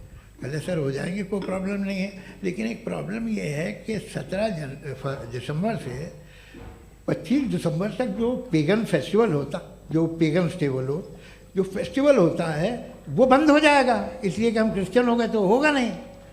तो वो बच्चों को बहुत बुरा लगेगा, पब्लिक को बहुत इन्जॉय करते हैं, ख़ासतौर से 25 को मेन डे। उसने कहा हाँ ये तो सही कह रहे हो, ये जीसस क्राइस्ट की पैदाइश कब थी? कहते साहब वो अप्रैल में थी। नहीं कट करो, वो 25 दिसंबर को है। ये हकीकत है जी। और 400 साल बाद क्रिश्चियनिटी के अप्रैल से दिसंबर ले आए, और इसलिए कि यहाँ पेगन फेस्टिवल होता था। अब मनाते हैं आप आराम से। ये जो सारे फेस्टिवल हैं ये रिलीजन से, हर एक को एक इंटरटेनमेंट डिपार्टमेंट चाहिए होता है अपनी कंपनी चलाने के लिए। तो ये रिलीजन ने, ये सेकुलर त्यौहार थे जिन्हें रिलीजन्स ने ले लिया है। ये मौसम के थे, फसलों के थे, किसानों के थे, उसको आपने लेकर रिलीजियस रंग दे दिया। ये कोई रिलीजन से थोड़ी आए आप। अच्छा हमें देखिए, हम तो मुल्द हैं, हम ईद मनाते हैं, हम दिवाली मनाते हैं, हम होली मनाते हैं, हम क्रिसमस मनाते हैं। बम्बई की फिल्म इंडस्ट्री की सबसे बड़ी होली हमारे घर में होती है, सबसे बड़ी ईद हमारे घर में होती है। वो हमारी सोशल वो है, हमारा हेरिटेज है। ऐसा थोड़ी है कि we will throw the baby along with the water. ये तो अच्छी चीज़ है, इन्हें रखो, जो बेकार है फेंक दो। जी हाँ हेलो जी, मेरा सवाल नादवी जी से है। जैसा कि आपने बोला कि गॉड टाइम के भी परे हैं, और गॉड इतनी कॉम्प्लेक्स चीज़ है कि उसे ह्यूमन माइंड समझ नहीं सकता, और गॉड ने अर्थ पे फ्री विल भी दे दी है। तो आप अपना वक्त ज़ाया क्यों कर रहे हैं गॉड के बारे में बात करके? अपन को तो बात करनी चाहिए कि सोसाइटी को बेहतर कैसे करें। जी मैं गॉड वही बताता है सोसाइटी को कैसे बेहतर करें। अभी मैं आपका जवाब देता हूँ। आपने कहा कि टाइम पे वो एग्जिस्ट नहीं करता, सो नहीं, मेरा सवाल ये है कि जैसा आपने बोला कि गॉड बहुत ही कॉम्प्लेक्स चीज है। मैंने कहा ही नहीं कि कॉम्प्लेक्स है, तो आपके अल्फाज हैं। कॉम्प्लेक्स का लफ्ज गॉड के लिए सुइटेबल नहीं है। क्यों? क्योंकि कॉम्प्लेक्स वो चीजें होती हैं जो ऑब्जेक्ट हो। God is not an object जिसको आप इंस्ट्रूमेंट के जरिए लेबोरेटरी में जाके टेस्ट करें, oh it's very complex. No, वो कोई कार का इंजन नहीं है। मेरा वो फिलोसॉफिकली नेसेसरी बीइंग ऐसी बीइंग है जो सिंपल बीइंग है। हाँ, आप उसको मुकम्मल तौर पे उसकी तमाम हिकमतों को जान ले और हर चीज़ को जान ले, ये पॉसिबल नहीं है, क्योंकि वो ऑल वाइज है, आप ऑल वाइज नहीं है, और वो खुदा है, वो आपको सारी चीज़ें बता दे, ये ज़रूरी नहीं। मेरा सवाल ये नहीं था, मेरा सवाल ये था कि जब गॉड इतना परे है इस दुनिया से कि उसने अर्थ पे फ्री विल भी दी है, हम सब ह्यूमंस की फ्री विल है, और जो सोसाइटी में हो रहा है वो अपन लोग डिसाइड करेंगे, तो अपन लोग डिसाइड नहीं करेंगे ना, अपन लोग डिसाइड नहीं करेंगे। गॉड जो है, गॉड ने वो उसकी जात, उसकी एग्जिस्टेंस टाइम एंड स्पेस से परे है, लेकिन वो हमारा टेस्ट ले रहा है और उसी गॉड ने हमें बताया कि तुम्हें क्या करना है क्या नहीं करना है, तो जाहिर है उस गॉड की बात सुनेंगे ना हम। जी, वो पीछे एक चश्मा लगाए जो मैम खड़ी हैं, उनको दीजिए। हाँ, आप जी जी बिल्कुल आएंगे। देखिए मैं कोशिश कर रहा हूँ सब तरफ जाने की। हाँ, उनको दीजिए माइक। जी,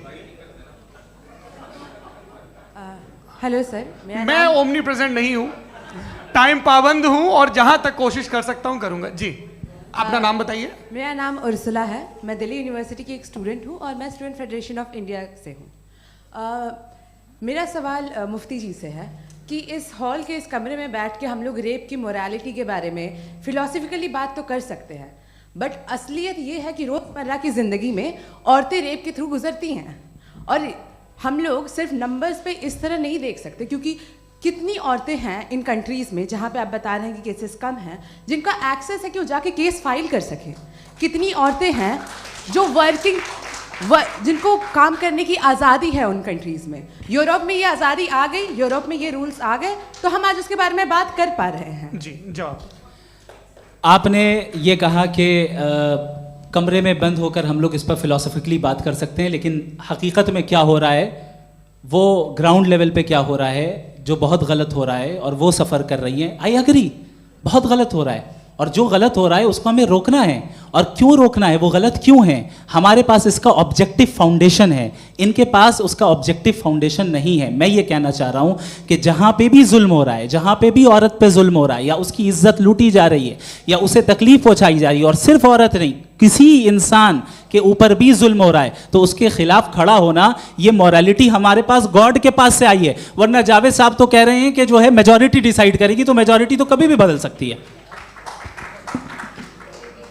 क्या आप हाँ। ये थोड़ी सी आपको गलतफहमी है। मैं अगर मेरे जुमले से ये मजमूआ निकला या मैंने कहा, तो ये जुमला मैं वापस लेता हूँ, ये मेरा मतलब ही नहीं था कि मेजॉरिटी डिसाइड करेगी। मेजॉरिटी डिसाइड करे तो दुनिया में बड़ी, वैसे आपने कहा था ये जुमला। अच्छा, हो सकता है, मैं मान रहा हूँ, बाद में रिकैप कर लेंगे। अरे एक सेकंड, मैं अपनी एक्सप्लेनेशन दे रहा हूँ। मुनासिब बात यह है कि हम सब के सब दिल में जानते हैं कि क्या अच्छा है क्या बुरा है, हमें पता है अच्छी तरह से। जो लोग बुरे काम करते हैं उन्हें भी मालूम अच्छा क्या है। यही तो सवाल था हजरत, कि फिर ये मोरालिटी आई कहाँ से? Cross examination. हाँ जी, हाँ, मोरालिटी साथ रहने की डिजायर से आई, यानी साथ रहकर जो कुछ कह दे, जो कुछ कर दे, वो हो जाएगा। नहीं, तो आप कायदे से रह ही कर सकते हैं जब तक लोगों में मोरालिटी हो, वरना क्यास हो जाएगा। ये आपको कैसे पता? जी, हमने देखा ना, जहाँ मोरालिटी का क्यास हो गया, हम देखते हैं। कहाँ पे देखते भाई? तो दुनिया में आप जो कह रहे हैं, आप कहीं पे अगर गलत हो रहा है तो उसको आप गलत देखिए। आप एपिस्टेमोलॉजी की बात कर रहे हैं, मैं ऑन्टोलॉजी की बात कर रहा हूँ। मैं इस बहस के बाद आप दोनों लोगों को चाय पे होस्ट करूंगा, वहां पे क्रॉस एग्जामिनेशन कर लीजिएगा। अभी ऑडियंस का हक मार रहे हैं आप लोग भाई, सर जस्ट लोग हैं आप लोग। और ये भाई ये उधर आएंगे, जी सर आएंगे। अच्छा सर, मेरा नाम लईकुर रहमान है और मैं अलीगढ़ मुस्लिम यूनिवर्सिटी का स्टूडेंट हूँ, और जहाँ तक मुझे पता है कि sir you are also product of Aligarh Muslim University. मैं भी उसी चमन का बुलबुल। हाँ सर, तो बहुत खुशी हुई मुझे जान करके कि मैं आपसे मिलूंगा। सवाल सर, मेरा सवाल यह है, सर सैयद अलैहिर्रहमा का नज़रिया ये था कि खुदा के वजूद को अक़ल के दायरे में रह कर के तलाश करना, न कि पूरी तौर से उसका इनकार कर देना। Sir, how will you define it?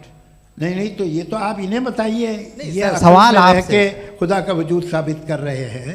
तो सर, आपने इनकार कर रखा है, इस वजह से मेरा क्वेश्चन। उन्होंने यही एक सेकंड, सर सैयद ने यही कहा ना कि अक्ल से आप खुदा के वजूद को साबित नहीं कर सकते, यही कहा ना भाई। वो उन्होंने कहा कर सकते हैं और वो कर दिया गया आज। वो फोन दो। तलाश करना या साबित करना अक्ल से नहीं हो सकता। अरे सवाल तो सुन लीजिए जी। अक्ल से नहीं हो सकता है, यही कहा ना आपने। अक्ल से हो सकता है। अरे वो यही कह रहे हैं भाई, आप बता रहे हो सकता है, वो तो कुछ और। आप अगर सर देखो नौजवान फोन ले लो, वो इतनी कमाल की यूनिवर्सिटी है। अरे भाई दे दो ना जरा, एक मिनट दे दो भाई, मेरी बात सुनो, माइक पे बोलो ताकि जो लाखों लोग देख रहे हैं माइक दे दो ना। अरे देंगे ना माइक, तुम ठहरो तो। हाँ सर, मेरा सवाल ये था कि सर सैयद अलैहि रहमा का एक नज़रिया था अपना कि खुदा का जो वजूद है उसको अक़ल के दायरे में रह करके तलाश करना है, न कि पूरे तौर से इनकार कर देना है। ये उनका कॉन्सेप्ट था। लेकिन मेरा सवाल ये है कि आप इसको कैसे डिफाइन करते हैं, एक्सप्लेन कैसे करेंगे, मैं आपसे जानना चाहता हूँ, क्योंकि you are the product of Aligarh Muslim University. मुझे अक़ल के दायरे में रखे मैंने बहुत तलाश की, मुझे मिला नहीं। हाँ ये इधर वो चश्मा लगाए जो, हाँ उनको दे दीजिए। जी जी फटाफट पूछिए, बस 5 मिनट है, 5 मिनट में खत्म हो रहा है। हाँ अस्सलाम वालेकुम मुफ्ती साहब, एंड मेरा सवाल जावेद अख्तर साहब से। क्या नाम है आपका? अरे भैया सब मुझे पूछ रहे हो। फैज पूछिए फैज साहब। तो मेरा सवाल ये है कि अभी जो एथियस्ट है वो problem of evil argument use कर रहे हैं अगेंस्ट मुस्लिम्स, राइट? कि इस दुनिया में इतना सारा ईविल है और अगेंस्ट मुस्लिम तो यहाँ अगेंस्ट थियस्ट। हाँ थोड़ा सा करेक्ट कर लीजिए भाई, पूरी मशक्कत ही इसी बात की थी कि किसी एक मजहब पे बात न टिके। जी, तो बेसिकली ये आर्ग्यूमेंट ऐसा है कि इस दुनिया में इतना ज़्यादा ईवल एग्जिस्ट करता है और अगर एक ऑल गुड गॉड है तो वो रोकता क्यों नहीं है? लेकिन इस सवाल में एक हिडन अजम्पशन ये है कि इस दुनिया में ईवल एग्जिस्ट करता है। अब एथियस्ट ये कैसे ऑन्टोलॉजिकली प्रूव कर सकते हैं कि इस दुनिया में ईवल एग्जिस्ट करता है? मैं आपको बताता हूँ, थोड़ा सा समझा। नहीं सर, हम लोग इनको सुनिए। नहीं please don't do that. I want to explain ontologically. नहीं हम समझ गए सर, इनको अब जवाब देने दीजिए। अच्छा सवाल पूछ लो। मैं अभी तक क्या था वो मैं थोड़ा सा ऐड ऑन कर लेता हूँ। तुम गुरु, तो हम जब इसका राउंड 13 करेंगे ना तब तुमको स्टेज पे बिठाएंगे। जी तो हाँ जल्दी से। तो देखिए एथियज्म के हिसाब से सब कुछ रैंडमली बन गया है, सब कुछ एटम्स और मॉलिक्यूल्स है। एक पत्थर में और मुझ में सिर्फ इतना फर्क है कि हम लोग एटम्स और मॉलिक्यूल्स का अलग अलग रीअरेंजमेंट है। अब एक पत्थर को कोई इंसान तलवार से 2 टुकड़ों में काट दे या मुझे, according to atheism it is same, there is no evil and good according to atheism. जी अच्छा, फैज साहब का सवाल ये है कि हाँ कोशिश भी करते तो इससे गलत सवाल नहीं कर पाते। एक लाइफ फॉर्म है और लाइफ फॉर्म में फीलिंग्स हैं, मतलब लाइफ फॉर्म सुनता है, देखता है, टेस्ट कर सकता है, फील कर सकता है, तो उसकी जो क्वालिटी इस बबल में आ गई हैं वो जानवर में भी है, इंसान में भी है। तो जाहिर है कि उसे कोई तकलीफ पहुंचेगी, तो चूंकि उसके पास वो सेंसिटिविटी है तो मैं करेगा। पत्थर में वो सेंसिटिविटी नहीं है। तो ये क्या सवाल हुआ कि अगर पत्थर को काटा तो पत्थर को तकलीफ नहीं होती, तो आपको काटे तो आपको क्यों तकलीफ हो? बैठ जाइए। जी हाँ अगला सवाल। हाँ पूछे जी जावेद अख्तर साहब। अरे भैया सब आप लोग मुफ्ती साहब को छोड़ रहे हैं, तो मेरे ही पीछे पड़े हैं क्या? फिर चलो बोलो भाई। You asked how God can exist when children die in Gaza. Huh? You asked how God can exist when children die in Gaza, and you also mentioned the rise of atheism in Europe. But the same events also are leading many atheists and non-believers to turn towards faith. How do you interpret this contradiction, where suffering pushes some away from God, yet brings others closer to belief? देखिए आपको एक बात बताऊं, दुनिया perfect तो कहीं भी नहीं है, हर जगह कुछ खामियां हैं। बेटा एक मिनट आप ही को कहेंगे, देखो वो तो कुछ खामियां, कमज़ोरियां, खराबियां सब जगह है। लेकिन अगर देखोगे ईमानदारी से कि दुनिया सबसे ज़्यादा महज़ब कहाँ है, एक आम शहरी को कहाँ हुकूक हासिल हैं, वो बोल सकता है, अपनी मर्ज़ी से काम कर सकता है, अपनी मर्ज़ी से राय दे सकता है, हुकूमत के ख़िलाफ़ बोल सकता है, बरसरे इक़्तिदार लोगों के बारे में बोल सकता है, सरमायादारों के ख़िलाफ़ बोल सकता है। तो आपको ये स्कैंडिनेवियन कंट्रीज़ में मिलेगा, वेस्टर्न यूरोप में मिलेगा। मैं नहीं कह रहा वो परफेक्ट है, बिल्कुल नहीं, वहाँ बहुत ख़राबियाँ भी हैं, परफेक्ट तो कोई। लेकिन जिन जिन मुल्कों में, लैटिन अमेरिका देखो, गल्फ़ देखो, वहाँ पर आपको ये ज़रूर है कि रेप नहीं होते होंगे। रेप की ज़रूरत क्या है भाई? उसको तो ख़रीद लो, घर में रखो, सड़क पर रेप करने की क्या ज़रूरत है? मगर सुनिए, मगर हकीकत ये है कि वहाँ शख्सी आज़ादी राय देने की, बोलने की नहीं है। जी ये एक आखिरी सवाल मुफ्ती साहब से। हाँ मैम, इनको माइक दीजिए। शुक्रिया। मेरा नाम मनीषा है, मैं हरियाणा से आई हूँ। मैं मुफ्ती साहब से एक बात पूछना चाहती हूँ। आप बार बार जावेद साहब को कॉन्ट्राडिक्ट तो कर रहे हैं कि आपने ये कहा, लेकिन आप भी अजम्पशंस के बेसिस पे बात कर रहे हैं। आपने खुदा के होने का कौन सा प्रूफ पेश किया है, खुदा की एग्जिस्टेंस का? अब इस सवाल को अलग रहने दीजिए, कौन एथीस्ट है कौन नहीं है। और दूसरी बात जो आपने एक छोटी सी कही थी कि ये फ्री विल का इस्तेमाल करता है इंसान अपनी, लेकिन उस फ्री विल का इस्तेमाल में मतलब खुदा ने ये दे दी सबको ये इजाज़त कि वो कितना घिनौनापन और कितने ज़्यादा ख़राब से ख़राब तरीके इस्तेमाल कर सकता है। जवाब सुनते जी। आप फ्री विल को मानती है ना, या अब कहती है कि फ्री विल नहीं है ना, मानती है ना? तो अब आपके पास इसका कोई एक्सप्लेनेशन नहीं है कि अगर एक इंसान उस फ्री विल का इस्तेमाल करके गलत काम कर रहा है और बच के अच्छी ज़िंदगी गुजार के निकल जा रहा है, उसका कोई रिकम्पेंस नहीं है। हमारे वर्ल्ड व्यू में जो इंसान गलत काम कर रहा है उसको भी रिकम्पेंस यानी उसका बुरा बदला मिलना है, और जो सही काम कर रहा है उसको सही बदला मिलना है। लिहाजा जो फ्री विल है वो इस तरीके से है कि एक लिमिटेड टाइम तक खुदा ने मोहलत दी है। ऐसा नहीं कि छूट दे दी, जो करना है करते रहो हमेशा। वक्त आएगा जब एग्जाम का टाइम खत्म होगा तब रिजल्ट आएगा, दौराने एग्जाम जबरदस्ती आपको नहीं बताया जाएगा। अरे भाई एक सेकंड, जी एक सवाल मुफ्ती साहब से मेरा है। मुफ्ती साहब से जी एक जी, सवाल। हाँ, मुफ्ती साहब, मैं एक रुक जाइए, आपसे फोन, आप इसके बाद आपसे पूछिएगा, माइक यहीं छीन रहेंगे चुका। वो। हाँ, बोलिए। मैं मुफ्ती मैम, साहब एक एक ही सेकंड। सवाल करता हूँ कि अगर जो हो रहा है फ्री विल से हो रहा है और एक दिन बरोज़ क़यामत इंसाफ होगा मैशर में वगैरह वगैरह, तो दुआ क्यों मांगते हैं लोग? दुआ मांगते हैं इसके मतलब है अभी भी उसने ये डिपार्टमेंट रखा है कि मैं रोज़मर्रा की ज़िंदगी में बिल्कुल बिल्कुल ही कैन। तो तुम कैन हो, तुम मुझे नौकरी दिला देते हो, मेरे बेटे को ग्रीन कार्ड दिला देते हो, और 45,000 बच्चे मरते उन्हें रोकते नहीं हो।